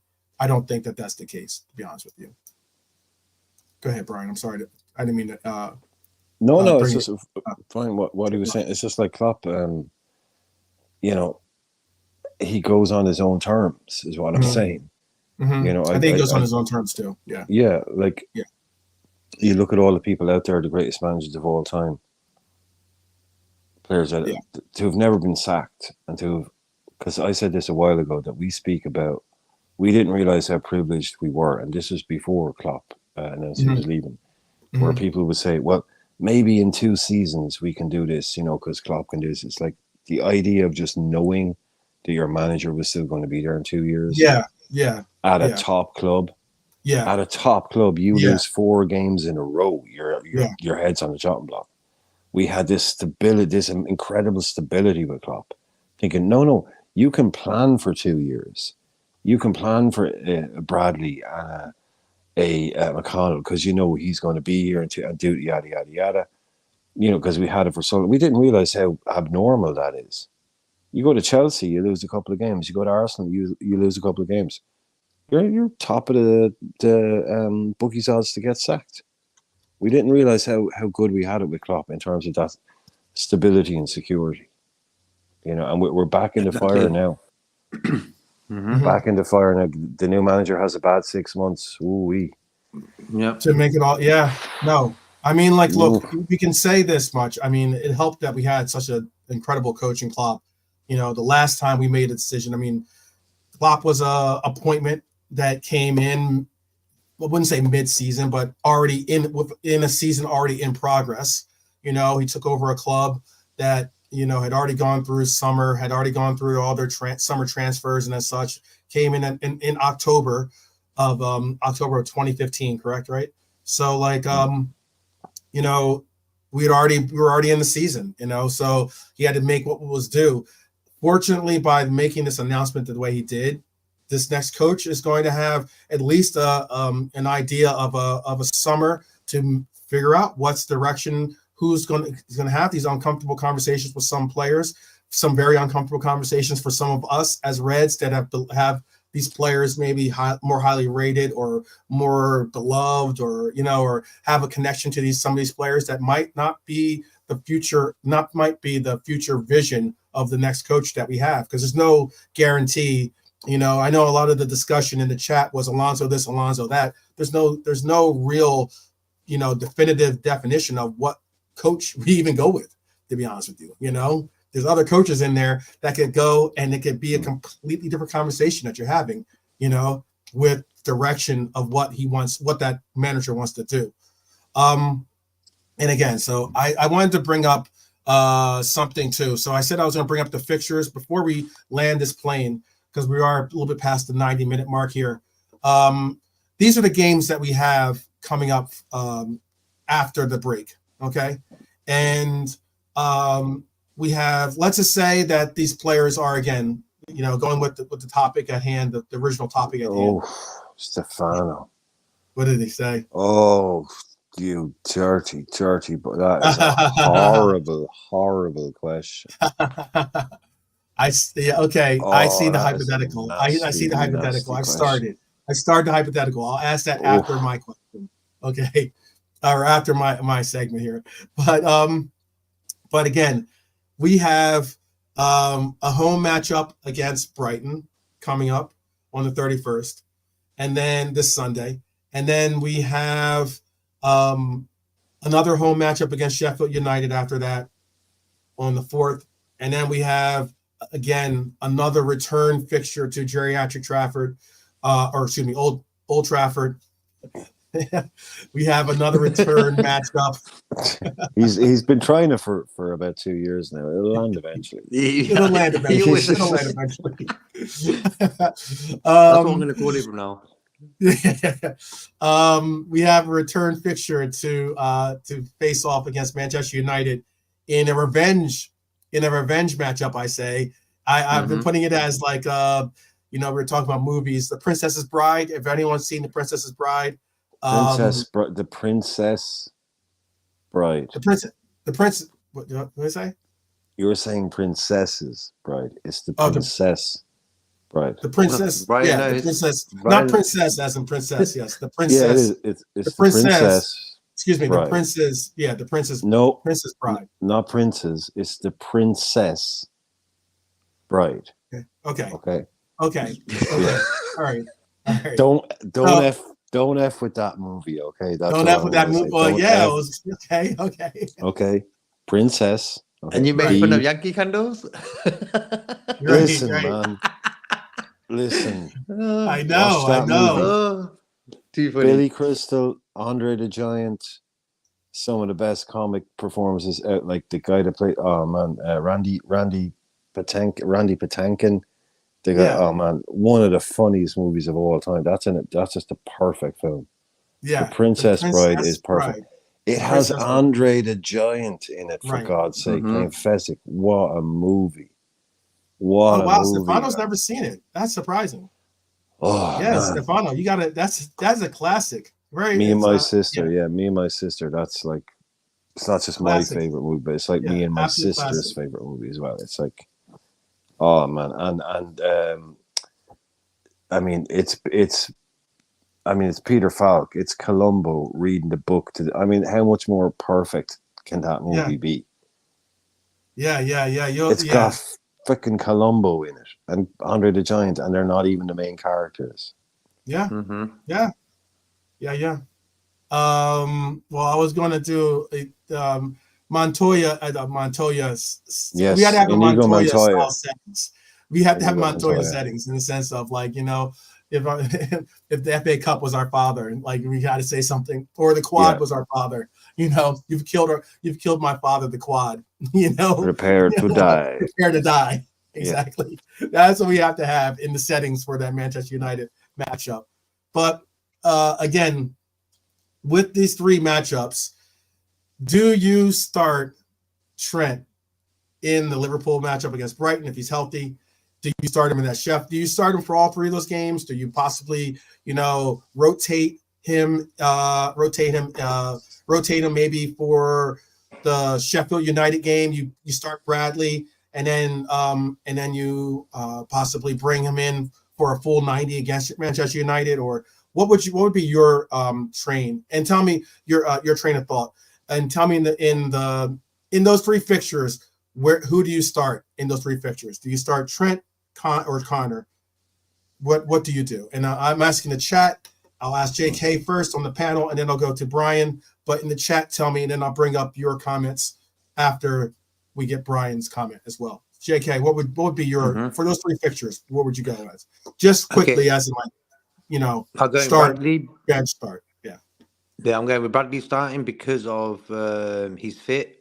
Trent, we don't know how long he's going to take to get warmed up. So for me, Bradley. Okay. So you got Bradley starting that Brighton matchup, and then you have him starting all three of those matchups. What I'll do, and then just bring in Trent eventually longer and longer into as a sub. Like for me, Brighton, if you can get maybe 15 minutes there, and then Sheffield United, maybe I wouldn't start him, but maybe a half each because of the opponents, and then for the United game, it's between them two. But I'm just worried about how long it would take Trent to get ready and catch up with the pace. I think Bradley's in a time now where he's actually playing great. So I don't really want to hinder that. I think against United, he could have started that game. He didn't start that game. He came on and he wasn't really. He never caught up with the pace as quick as when he starts the game. So for me, Bradley starts Sunday. I'd start him against Sheffield United as well. Then maybe give Trent 30 minutes against Sheffield United, and then take it from there for the Man United game. Okay. And yes, do get your answers in the chat, please. I see Jean Gray's answer. I saw Mercy Red's answer. Keep It Real gave an answer. I think Stefano gave an answer. I'm going to bring you guys up. And Bonkers gave an answer. Irishman, give us yours before I bring the chat's answers up, because I'm interested to see what everyone in their mind, what they would want to do. I don't have Trent fit for the weekend. I can't see it. Even if he's fit, he's a million miles off match fitness. So ideally, he can't start against Brighton. There's absolutely no chance whatsoever. The last time he kicked the ball was how long ago? So he's not starting straight up in a Premier League game. Okay. So Bradley will have to start. But ideally, Trent is fit for this game, ready to go, training all week, full contact. Right. Everything. That's what we're saying. That's what I'm saying. I'm making that. Yeah. So on the bench then, right? So we do what we need to do. Hopefully in this game, Brighton will be tough, but give him half an hour. I'm hoping give him half an hour, because the 5 subs is a big help here. So you give him half an hour maybe if he's fit. That brings him back in. Then I think it's a shout. See how he reacts in training. Start him against Sheffield United if he does, and then he's back in the team. But it's just when he comes back in, not if he comes back in, how he gets back in. It's just when he gets back in. So and don't worry that Bradley is going to be offended or going to want to leave the club or think that everyone hates him. He's going to be like, well, yeah, Trent's back. Yep. Yeah, so, yeah, look, I get it. Yeah, Trent's back. I know I'm good, but I don't think I should be starting over Trent. I get that. He's not going to be sitting there going, banging on the gaffer's door going, what are you up to? It's like, I've had an amazing time. I'm in, but he knows it's because of injury. Right. He made the best of it, and Klopp Right. is going to be turning around and going, you possibly did the best stand-in job you could ever have done. Like, no, you know, but obviously the main man is back. But look, it's football. See where you are next. See what happens. But you get him back in, hopefully, to be fully 100% ready to start against United, Trent. So, yeah, ideal scenario.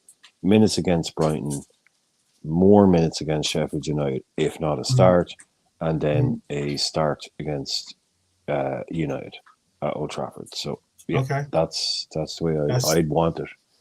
That's the way. So you want to ease Trent back in, like keep it real. Semi-ease him in, but ease him in a lot quicker than some people seem to be saying. I'd be definitely minutes against Brighton, lots of minutes against Sheffield United. I'd rather him start against Sheffield United and be taken off, you know, for Bradley, and then start and basically play most of the game then against United, and then be back, you know, because that's what we need. But I think I'm very interested. I like the fact that this one got a lot of interaction from the chat. Certainly so, because everyone has a viable conception of what they would want to do. I'll bring in some of these contributions. Bonkers LFC says bench Trent the first game. Mercy Red says actually Trent comes off the bench versus Brighton, then starts the next game. Okay. Yeah, he's with me. He's with me. Yeah. Stefano says Bradley, Gomez left back. Okay, so Bradley in the right and have Gomez play left back. Yeah, it's very interesting. Says a lot about says something about the fact that we do have a bona fide number 2, quote unquote, for the left back. But even so, he's still getting pushed to the back. You know what, bro? I think. Wait, well, one sec. Let me skip through. Let me skip through the comments real quick. Let me give it 1 sec. And then I'll let you go, JK. Keep It Real says Bradley starts the next couple of games. He also says ease Trent back in. Gene Gray says Connor should start against Brighton, against Sheffield. Trent should start Connor should start Brighton and Sheffield. Trent starting United, giving Trent some time in all those 3 of those games. Mercy Red also goes on to say Trent should start first Sheffield, then take him off. Norm says stick with Bradley for now.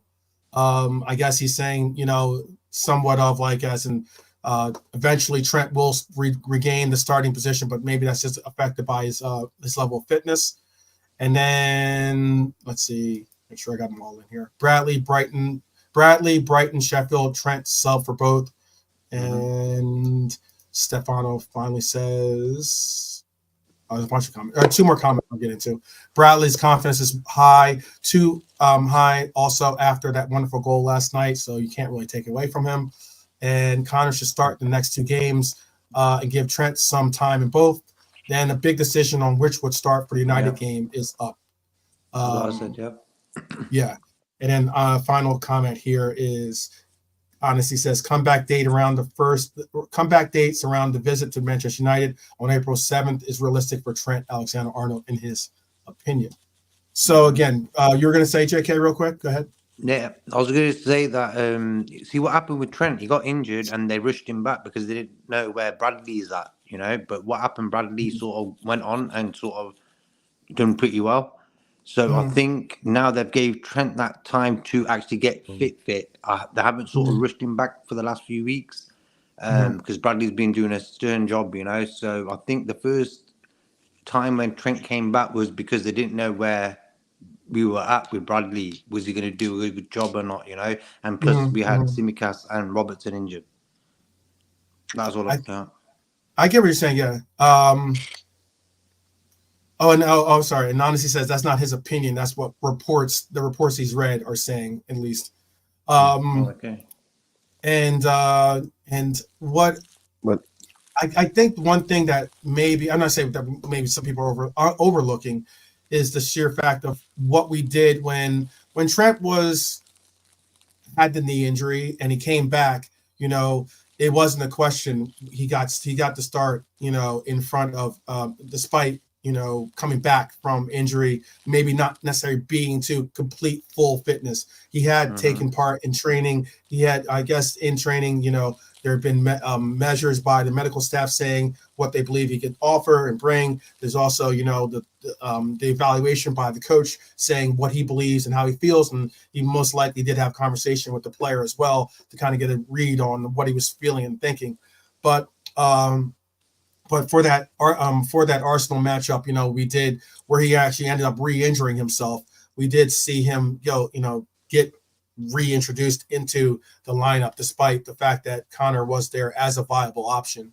Now so much so that maybe they have a little bit of hesitation because of how the things went last time.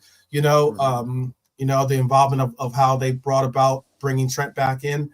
For me personally, I definitely would like to see Trent obviously be involved as a starter, regardless of how you feel about Conor. I just think that he's the upside of what you get from Trent is you have to figure out somewhere somehow to get him on the pitch, and it's a position or place where if he is match day fit, then you gotta make some tough decisions. And unfortunately, I still think that Conor isn't what you get from Conor doesn't take away. He's not unbeatable in defense either or something.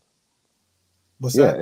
It's not like Bradley is unbeatable in defense, right? It's not like he's it's not like he couldn't have a bad game at right back. Right. Exactly. It's like he's a young kid, he's played brilliantly, but he's gonna have bad games. Yeah. So definitely, man, the upside, look, Bradley's amazing, he's brilliant, but Trent gives us so much more. Mm-hmm. It isn't like it's a great problem to have, isn't it? It's a brilliant problem to have, but the answer is pretty clear. With no disrespect to absolutely anybody or anything. Right. It's Trent. It's Trent comes back in and gets his place back and plays the games, and then we Bradley look more dangerous. Yeah, we look more exciting when Trent's on the pitch. I don't know. Yeah, I think people sometimes underestimate that. Unpredictable. I'm not saying that Chris. Unpredictable. I see Chris Angel's in the house. I'm not saying that that Conor doesn't bring some viable weapons to the pitch for us. I mean, he's been playing well. It's Trent. And this again, as so often, the Irishman's brought this up before as well. This isn't saying Conor's crap. And or Trent's crap or either or, No. It's not a case of that. You could have two very, very talented players without saying that the other one isn't good enough to play. It's a shame that we have to actually explain that a lot, because that's something that's happened that I've had to say that over so many times now. It's like in a really, someone say, who would you start at the weekend? Would you start Gakpo or would you start Diaz? You say, I'd start Diaz. Say, I didn't realize you hated Gakpo. Yeah. Wait, what? Wait, what? Hang on. Where? Who would you start, Jota or Nunes? I start Nunes. I didn't realize you were a Jota hater. Okay, right. Now we have to do that. I mean, come on. Come on. Why do we have to do that? I know we shouldn't have to, but I'm just putting the disclaimer out there. Just in case. We don't. I know we shouldn't. Really shouldn't have to. It's so tiring. It's so tiring, really. But look, I get it. It's sometimes you do actually have to. I guess Bonkers is bringing up. There was two comments real quick before we're coming in for the landing here. So Bonkers said Konate played 90 minutes versus Chile. He says he's good for him to start Sunday. Yeah, if he's playing 90 minutes, consider all things considered. Yeah, we should definitely look to see him be a viable option. We just woke Chris up. What did he say? We just woke up Chris. The beast inside of Chris. Yeah. He's like, where are these people? These sound like my kin, my brethren. Yeah. Where are these people? Yeah. This is the Sith is arising here. But yeah, we have some options. We have some certain options coming up. I'll bring up this last little point here. I haven't heard exactly what the Don't scans forget the other question. Don't forget the other other question. question. I will bring that up. I will bring that up. Yeah. I will have it starred. That's horrible. Yeah, it's a difficult. I saw that. It said, honestly, asked, Andy Robertson underwent a scan on his ankle at Merseyside today, with the hope that the injury sustained against Northern Ireland is only a minor setback. Better ankle than hamstring then, yeah. Yeah. Yes. I'll bring up definitely. I'll bring up this as well. The hypothetical, is that what you want to talk about? That one, yeah. I think it was Stefano. There is this one by Keep It Real. It says supposedly Matip's in talk with possibly going back to Germany and joining Frankfurt. That'd be good. He's not in talks with them. They're the only club to have expressed an interest in him. Okay. He's angling for a new deal. He wants to try. He's making himself. He's made it known that he'd like to sign a new deal. Of course you would. Right. You're at Liverpool. Of course you'd like to sign a new deal. Yeah. But he's basically made it clear that he would take a new contract if one was on the table. Right. Right. But it seems like it's getting a bit late to that party. But I saw that story, and in that story, it was like honestly, you just put it up there. The Eintracht Frankfurt are the only club that have shown an interest in him. Mm-hmm. So he doesn't seem to have a huge amount of options. Mm-hmm. But early still, I think. No, it depends on what he's going to be like after his injury. Yeah, no one knows. But new player and new. It sounds like he's going to fight though. He's going to fight to get his. He's not going to. He's going to make an honest effort to When he's asked, really he's basically saying he wants one. He's basically saying he wants to stay. But a new manager, a 2-year-old centre half, I wouldn't fancy his chances. That's all I say. I wouldn't fancy his chances.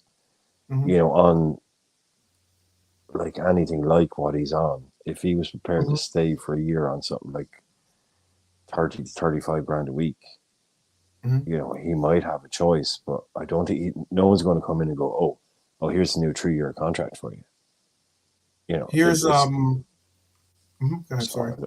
No, I just I feel a bit not sorry for him, but I would have thought he'd have more offers than just one. But that story to me is more about the fact that there's only one club with a deal on the table ready to go for him. I thought he would have had Saudi interest or something like that, at least. If not a club, I thought a club back in Germany definitely.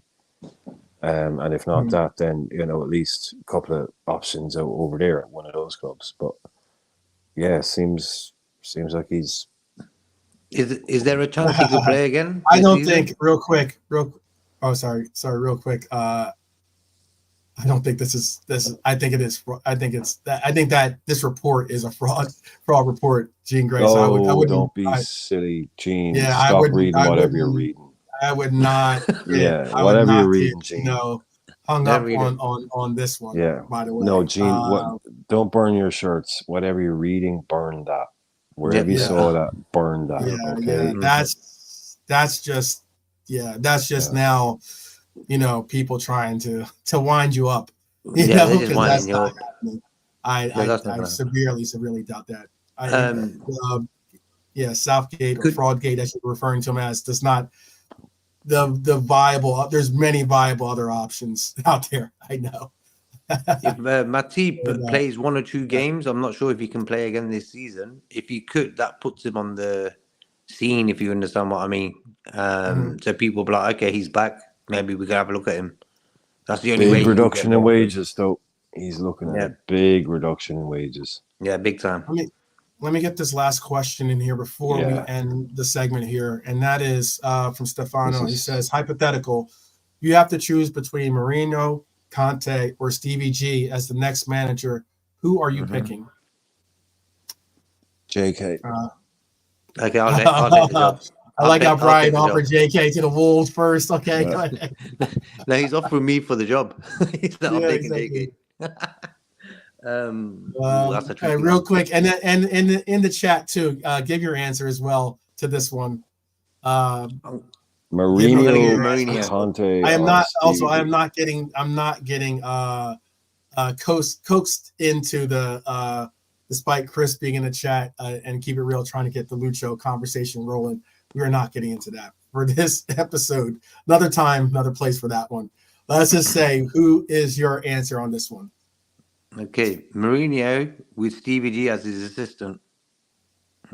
No, you can only have one. Okay, Mourinho, bro. Yep. Okay. Brian, you're He up. always wanted the Liverpool job anyway.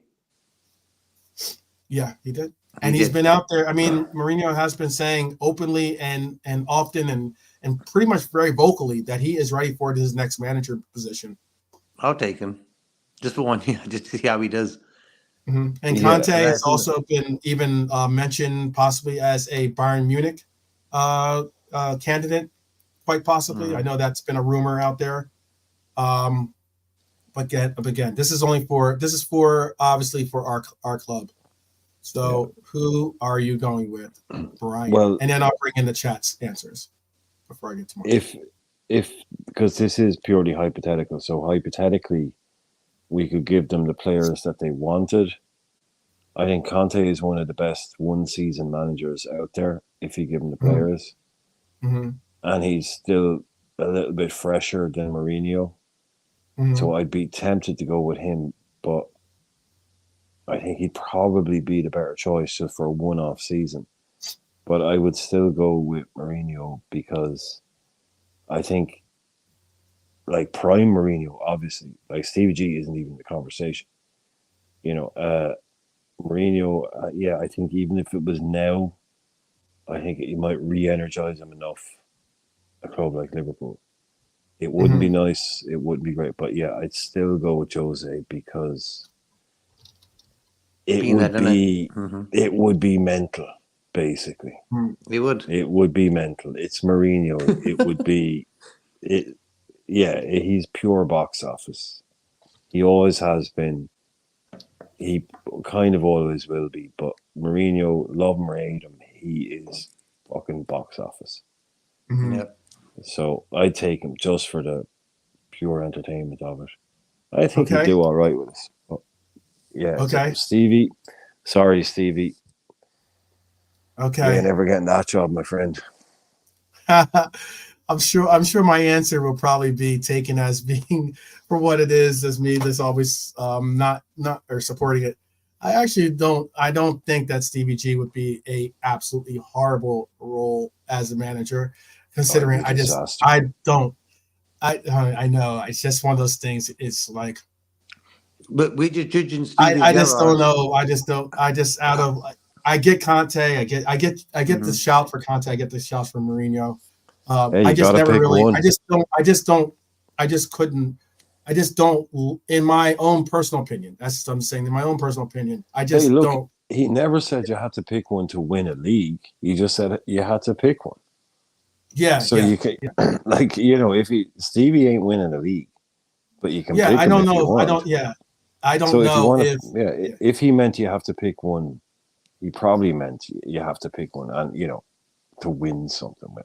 To win something, right? That's probably what he wanted to say, but he didn't say it. That's why I'm gauging my answer. You're taking that easy out. You're always saying an easy way out, man. No, come on, man. No, it's not an easy way out. There's the politician to say something. It's not an easy way out. I get it. I see how people are saying it in the chat too. It's not the easy way out. It's more so like I know that I just think Conte's. I saw what both of those managers did with Spurs, and I get it. You want to go with Stevie, man. You told us quickly. You said to us quickly. You said quickly. So Yeah, Stevie's your I'm guy. saying Stevie. I'm saying guy. Stevie. I would say Stevie as my next Mhm. manager. Out of those three choices, hypothetically, I'm going Stevie. That's cool. Yes, Keep it real. No, I just think that he would be as much as you're saying box office, it would be like it definitely would be a It's PR hypothetical. thing, probably more it's so. hypothetical. It's hypothetical. It's hypothetical. Yeah. Well, I know but I'm going would to get Stevie cooked. get I'm his gonna top get four? cooked I on don't here. think he would. Keep it real. Saying would Stevie get you top four? The squad might get you top four, but Stevie wouldn't. No, he's been found out badly, man. Badly. Like look what Emery did. Emery took that same squad of players from 16th up to 6th within, a hot minute of Stevie going out the door. So, You know what's funny about it is I think that if hypothetically, this is just a hypothetical. I can have, since we're dropping hypotheticals, and I see we're like the wheels are about to touch down here. So just so you know, but this is the hypothetical. Like if Stevie had won that game against Manchester City, okay, and ended up resulting obviously in us winning. At least we would have at least won a treble then, in essence, Oh, when he was Villa manager. Oh, so yes. I was wondering what. Oh, when he was. Yeah, no, I know it's. Yeah, when he was Villa manager. Yeah. Right. Yeah. Yeah. Okay. Yeah. If he had won that game, okay, it wouldn't necessarily had that big of a difference of their standing in in their pursuits of going to Europe or whatever, and things such and such. It wouldn't have had that big of a difference maker in where they ended up next year. But obviously, that would have they would have given us a title, and it would have. I know you're going. Yeah. Do you think that people would have the same? Would you hold Stevie in the same light as everyone is holding him in now, especially when it would be coming up to this possible question?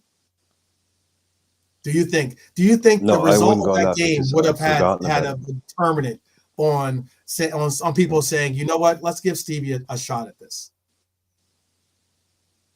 No, that's super romantic to kind of link that to that and then link to that.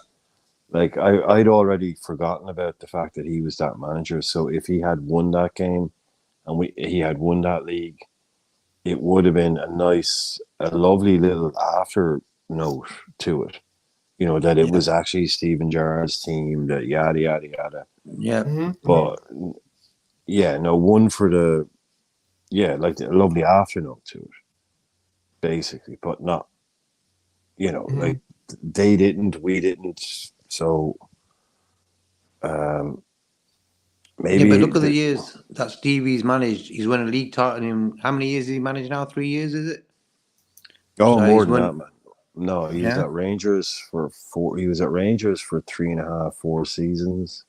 Was he? Then he was at Villa for a bit, and now he's been at them guys. So he's probably actually got about 6 years now as a manager under his belt. Like, no, it's not a long time, but it's actually longer than. Like, I was actually surprised how long he's been at Rangers. I thought he was only at Rangers 2 years. He was actually there 3.5, and then, but then he left in the middle of the season to go to Villa, like, so. Right.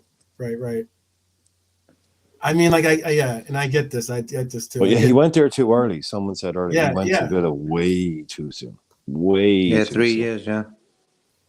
I don't. You know what? Too, like, I get it. I mean, I get it. Emery has definitely made a difference maker in. I think that Emery makes a difference maker in every team he goes to. I think Emery is one of the most underrated. He's one of the most underrated coaches out there, and and for other reasons are the reasons possibly why he didn't connect at certain. He's clubs. only underrated by Arsenal fans. Right. Yeah. Anybody who knows anything about football knows he's a top manager. Okay. Didn't work at PSG maybe because of the egos. Right. He has 3 Europa Leagues. Yeah. Like him. I said it at the time. It doesn't say anything. I said it was unfair on Gerrard to replace him with a manager of that caliber. Because it was going to show, Emery, Aston Villa is a perfect Emery team. Not the top teams, like a Sevilla. He was perfect at Sevilla, not Barcelona, not Real Madrid. Perfect at them. Won like multiple European trophies with them. Crazy stuff that he did. You know, perfect for a team like it. There's no surprise at all that they are where they are. Mm-hmm. But when he goes to a team like PSG or Arsenal, he plays defensively for a couple of games. Right. They turn against him. Right. So Gerrard should have gone a couple of more seasons at Rangers and then go somewhere to. He should have gone abroad, I thought.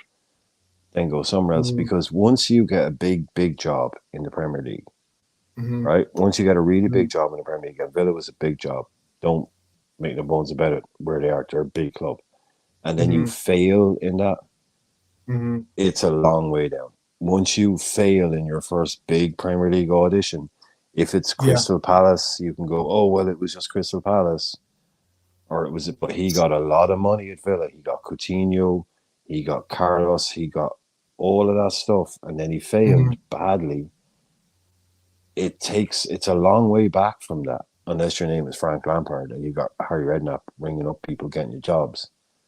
You know, it's hard to rebuild your rep then. So he went too early. A lot of people have the same. Yeah, a lot of people have the same opinion as Gene and you.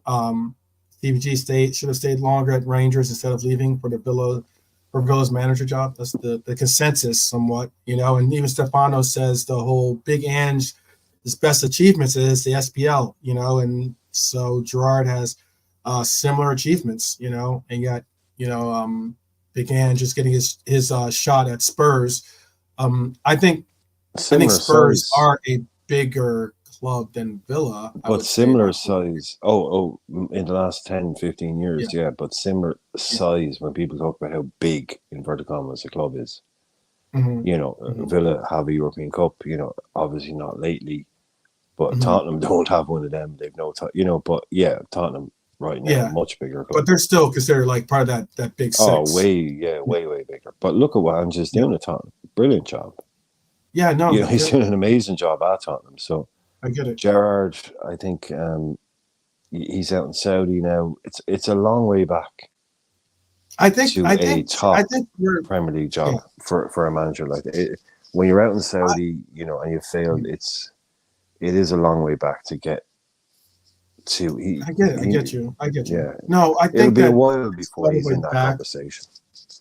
I think there is a long way back, as you're referring to. As for, you know, Stevie's going to have a you know, a lot of I mean, him. I don't even agree with him going truthfully to the Saudi league. You know, I think there's also that, like, there's, you know, also like that. As in that doesn't exactly complement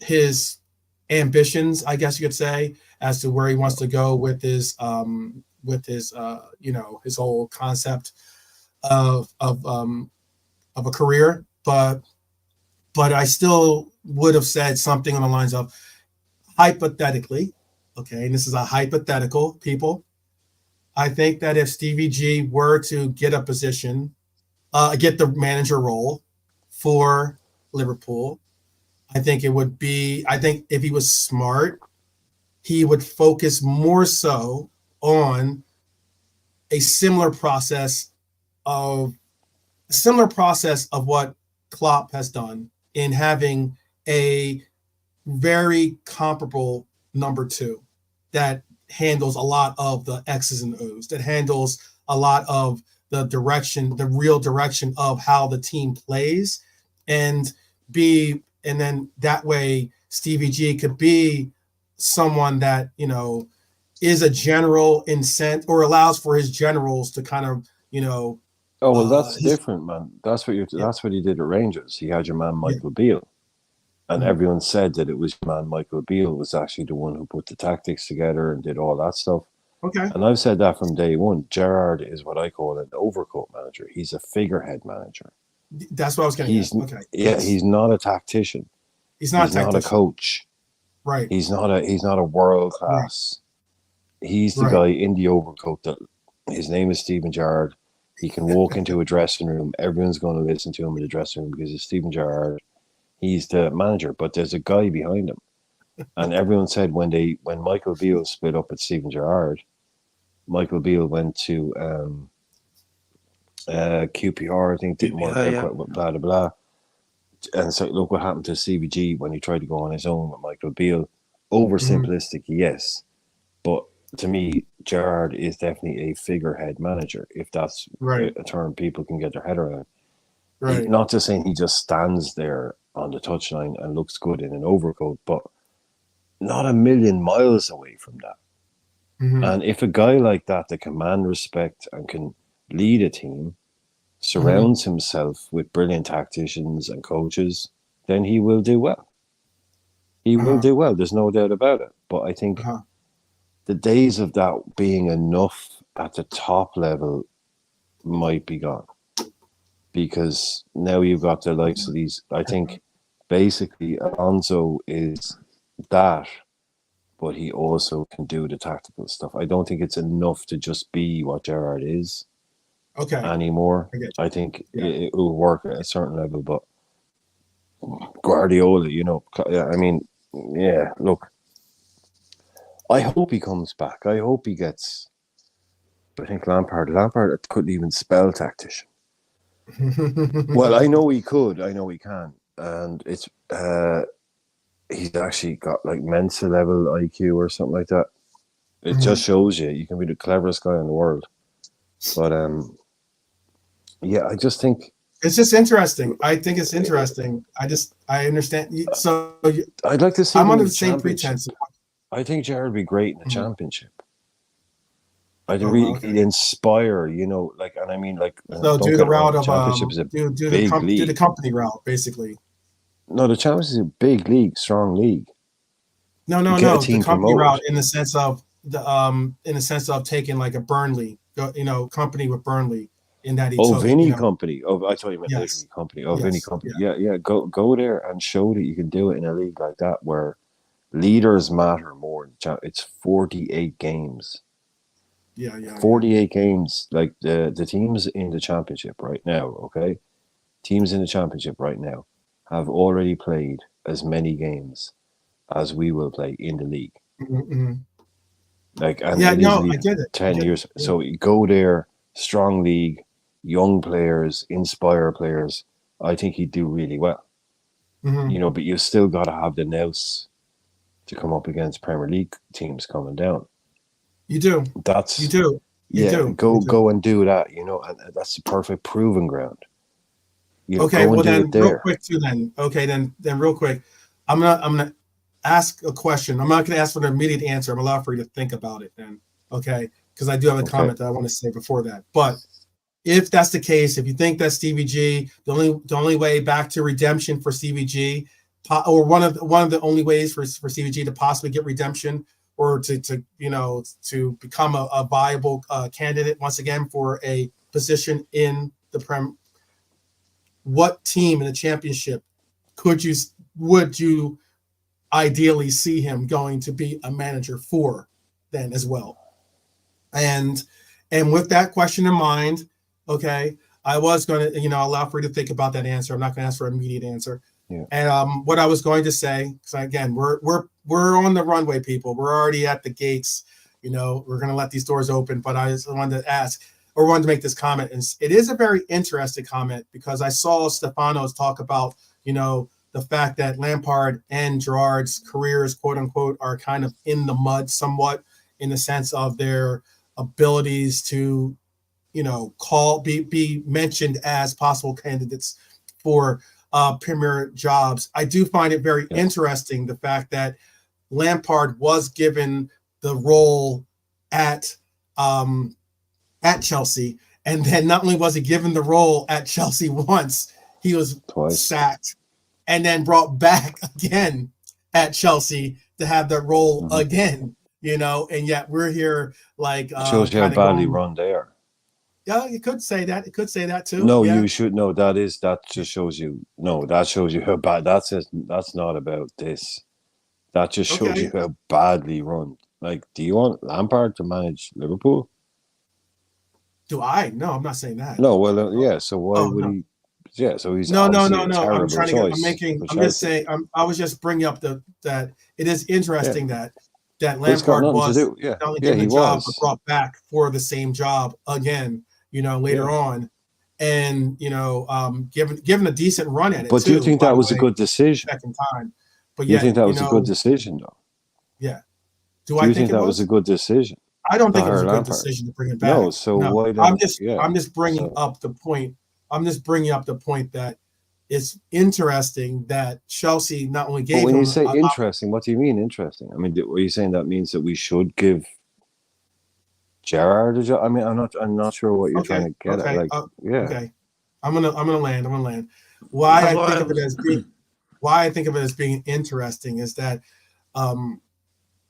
the perception, and again, it can go to the point of how the clubs run and such. And these two clubs are run very differently. I'm willing to accept that, and I'm not trying to use that as a point of reference to go against either point. But I was saying that's why we should do a show about top players, poor managers. Yeah. Yeah, I can understand. I can understand with Lampard. Yeah. Why I was bringing up it's interesting is that the Chelsea not only supported their former legend in giving him the opportunity once, they even doubled down on it and went back to bring him in the second time. Not saying it was a good decision. Not saying that.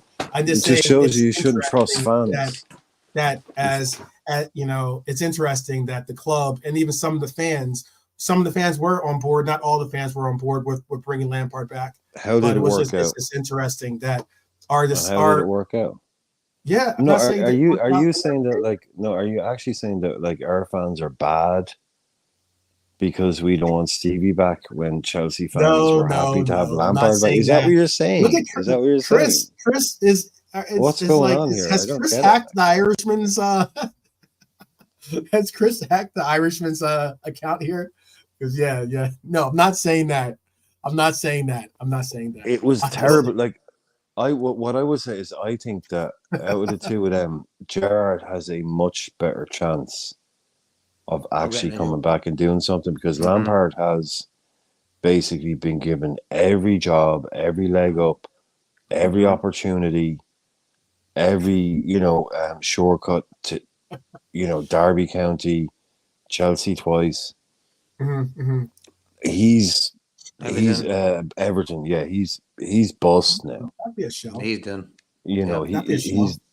He's never coming back. I think he's shown everyone out. Yeah, he is a joke. He's not a real manager. Whereas I think Stevie has a chance to come back. Stevie hasn't basically humiliated himself like Lampard did with Chelsea twice. Oh, Everton. Okay. I think I think Stevie has a much better chance to come back in and actually rebuild his rep and come back. I think Lampard is done now. I think Lampard is Sky Sports pundit now. Yeah. Which I think Gerrard should do it right. Yeah, the next move. Get the next move right. Yep. Then exactly. Just do that. Yeah, come back, maybe get it right a little bit. Don't overstretch yourself. Right. Get the right coaches. You guys will. Then who's the answer? So wait, answer that question, then, Brian. Then who's the club? The next? Philip said Blackburn Rovers. It wouldn't be a Blackburn Rovers as his club. Yeah, it wouldn't be a relegated club. It wouldn't be a relegated club, right? It wouldn't be one of the teams that's come down from the Premier League because this is another thing we need to remember is Steven Gerrard is nowhere near as popular as we think he is. He isn't. They don't like him in England. Like they don't like him. They don't like him where? In England. If people who aren't Liverpool fans don't love Steven Gerrard the way we do, like not even close. Lots of people hate Liverpool. Like some of them really hate Liverpool. And a lot of them are those smaller clubs from the 80s, those provincial clubs that he's going to end up at managing. Don't for any second think that, he's Steven Gerrard. Burnley would love to have him. Or X Club or whatever it is would love to have him. No, don't get that twisted. He is not popular in places that don't like Liverpool. He's worshipped in Liverpool but he's not a I don't know, like some kind of mess. It's he's amazing. Everybody loves him in England. Bobby Robson. He ain't got Beckham status. No, in Beckham. England. Exactly, Yeah. Beckham. Yeah. Yeah. He's very divisive. So if he goes to a certain type of club and it's not going well for him, Right. he's not going to have the fan backing that we kind of assume he might have. Right. Because he's a legend of the game and he's great. It's like, no, they hate us and they hate him too. Because he's Right. like he was the face of Liverpool for such a long time, especially when most of these people were growing up, because they're all 10 years old when he was at his peak.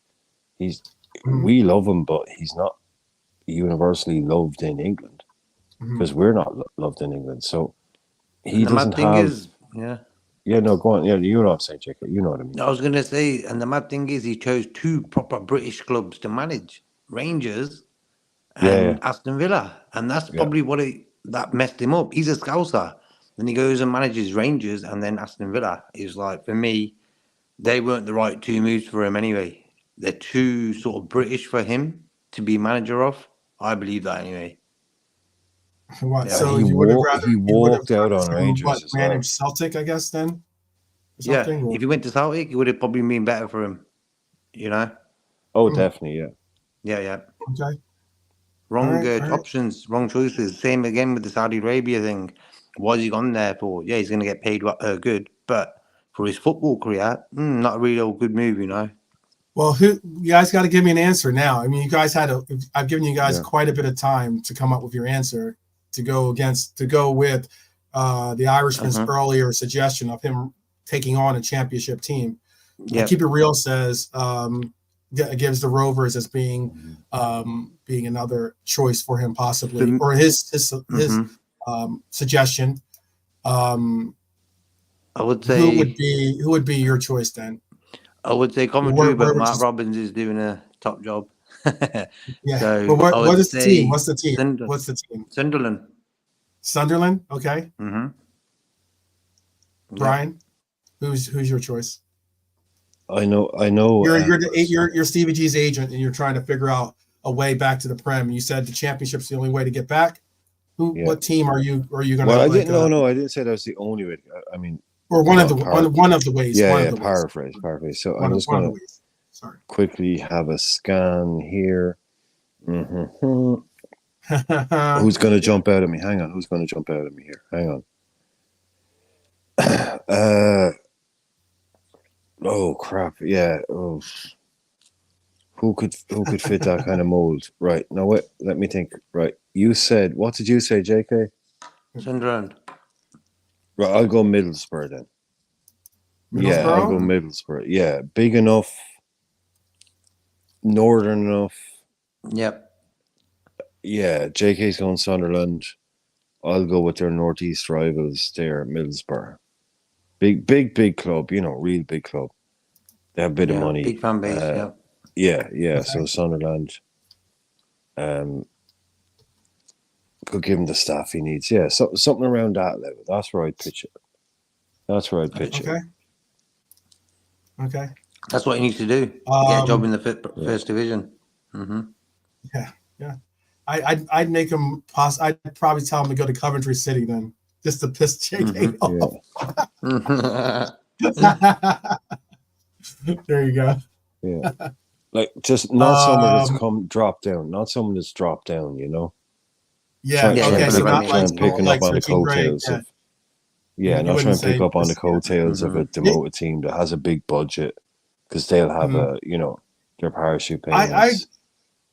I mean, the only thing about Leicester is that now, especially now with the talks of them possibly getting in trouble with FFP, or the profit and sustainability rules.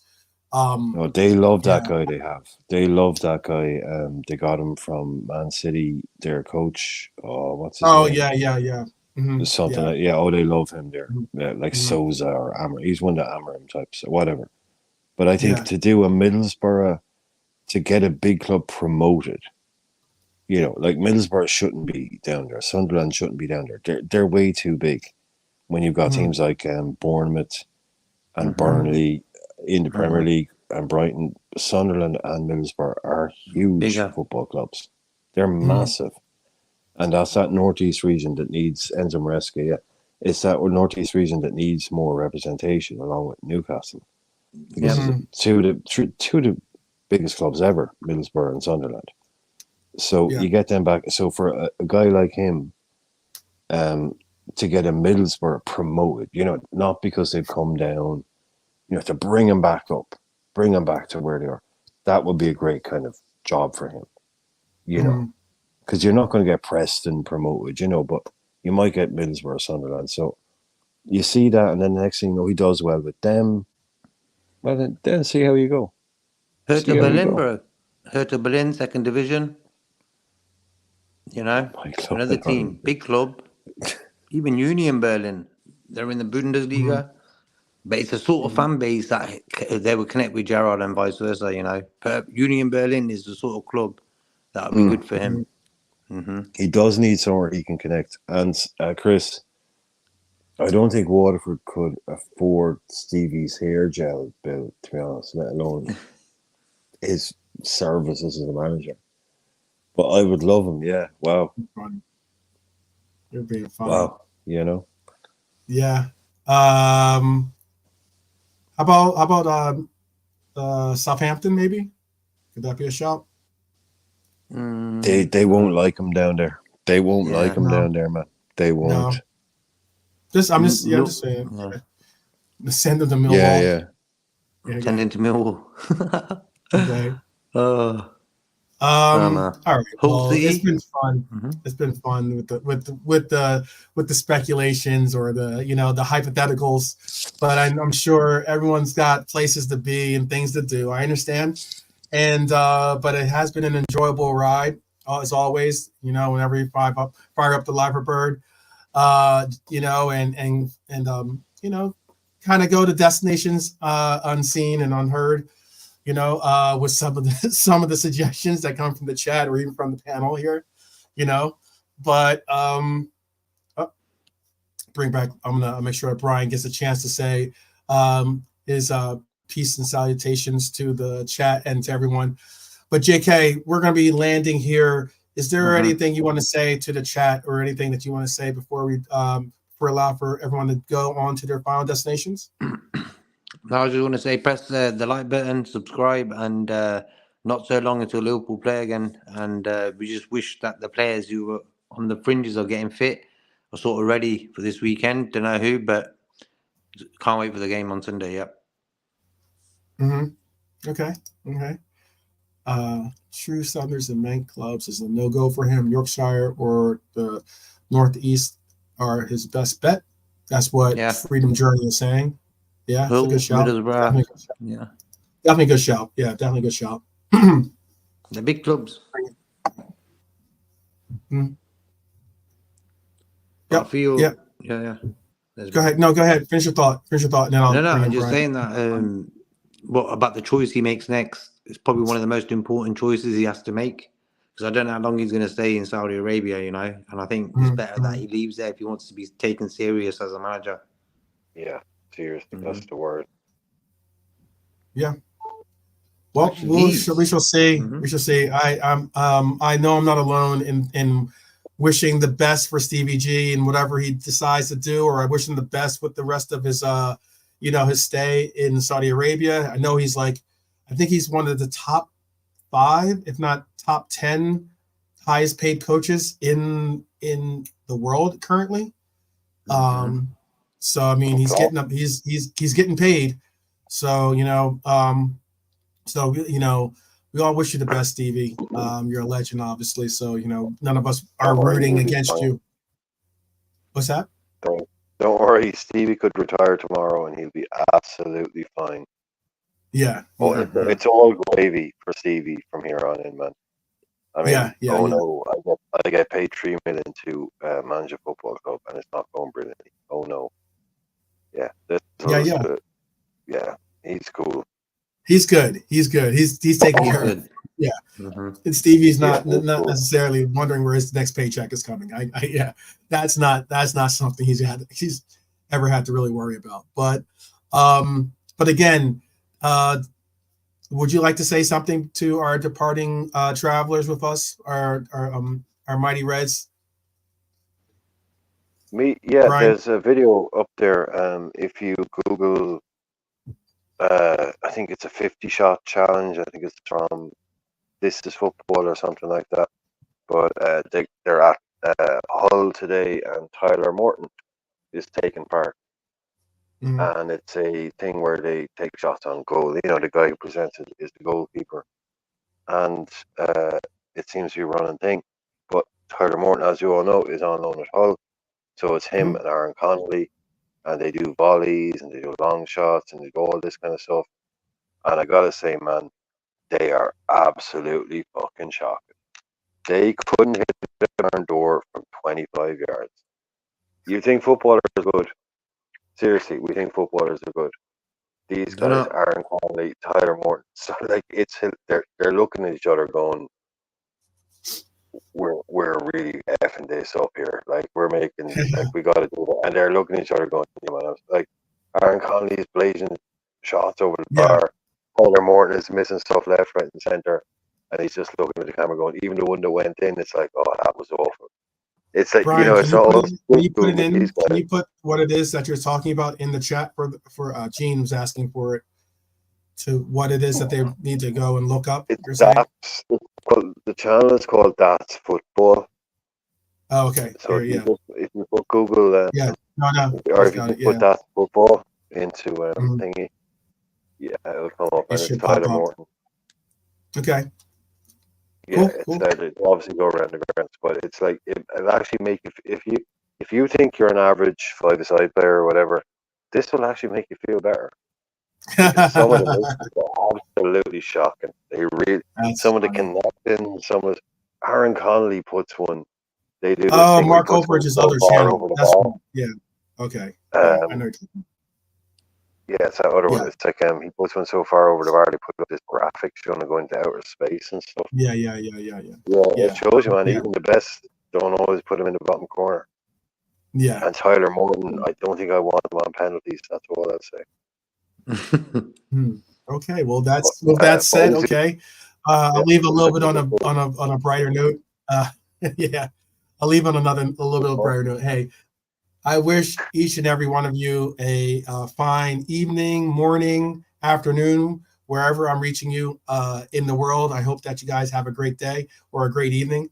And also, I wish that you all concentrate on taking care of yourselves, as in it's very important for you to do so, because by doing so, you allow for the opportunity to take care of your loved ones, others in your life. And look, we can all use a hand here or there of help or support, and you guys showing up, rocking with us all throughout, like, as soon as you see that notification already pop on there, you guys are joining us. You ride the Liverbird from the start to the destination. And I really do appreciate that. I ask that you just get those buddy passes going so that you can bring some people along for the ride, hopefully they can find out that this is an enjoyable place to be, somewhat a safe place to be at times. At other times, sometimes the dark side brings out a little bit of something in all of us, but all the same, you know what? It's a place where we can all call home. That's that. Get some shades, Chris. Chris is just like, what is this? It's burning my eyes. Yeah, I know. Yeah, I know. It's all good. Because if anything, we will be back tomorrow. Same bat channel, same bat time, or same Reds channel, same Reds time. So if it does say 7, if you're in the UK and it does say 7 p.m., be sure to give a lookout for the Liverpool 12th Man Show. It's most likely you will find us chatting, in the Liverbird, and making sure that your contributions are involved in the conversation. It's what makes it's really what makes this channel special, in my personal humble opinion. And yes, definitely peace out to each and every one of you. We shall see you guys tomorrow. Okay. So hopefully we put that to bed, put that bed. Trent starts, right? No, I'm just joking. Just joking. All right. Anyway, yeah. Before we leave, peace out to each and every one of you guys. I will see you guys tomorrow. Same time, same channel. All right. Take care.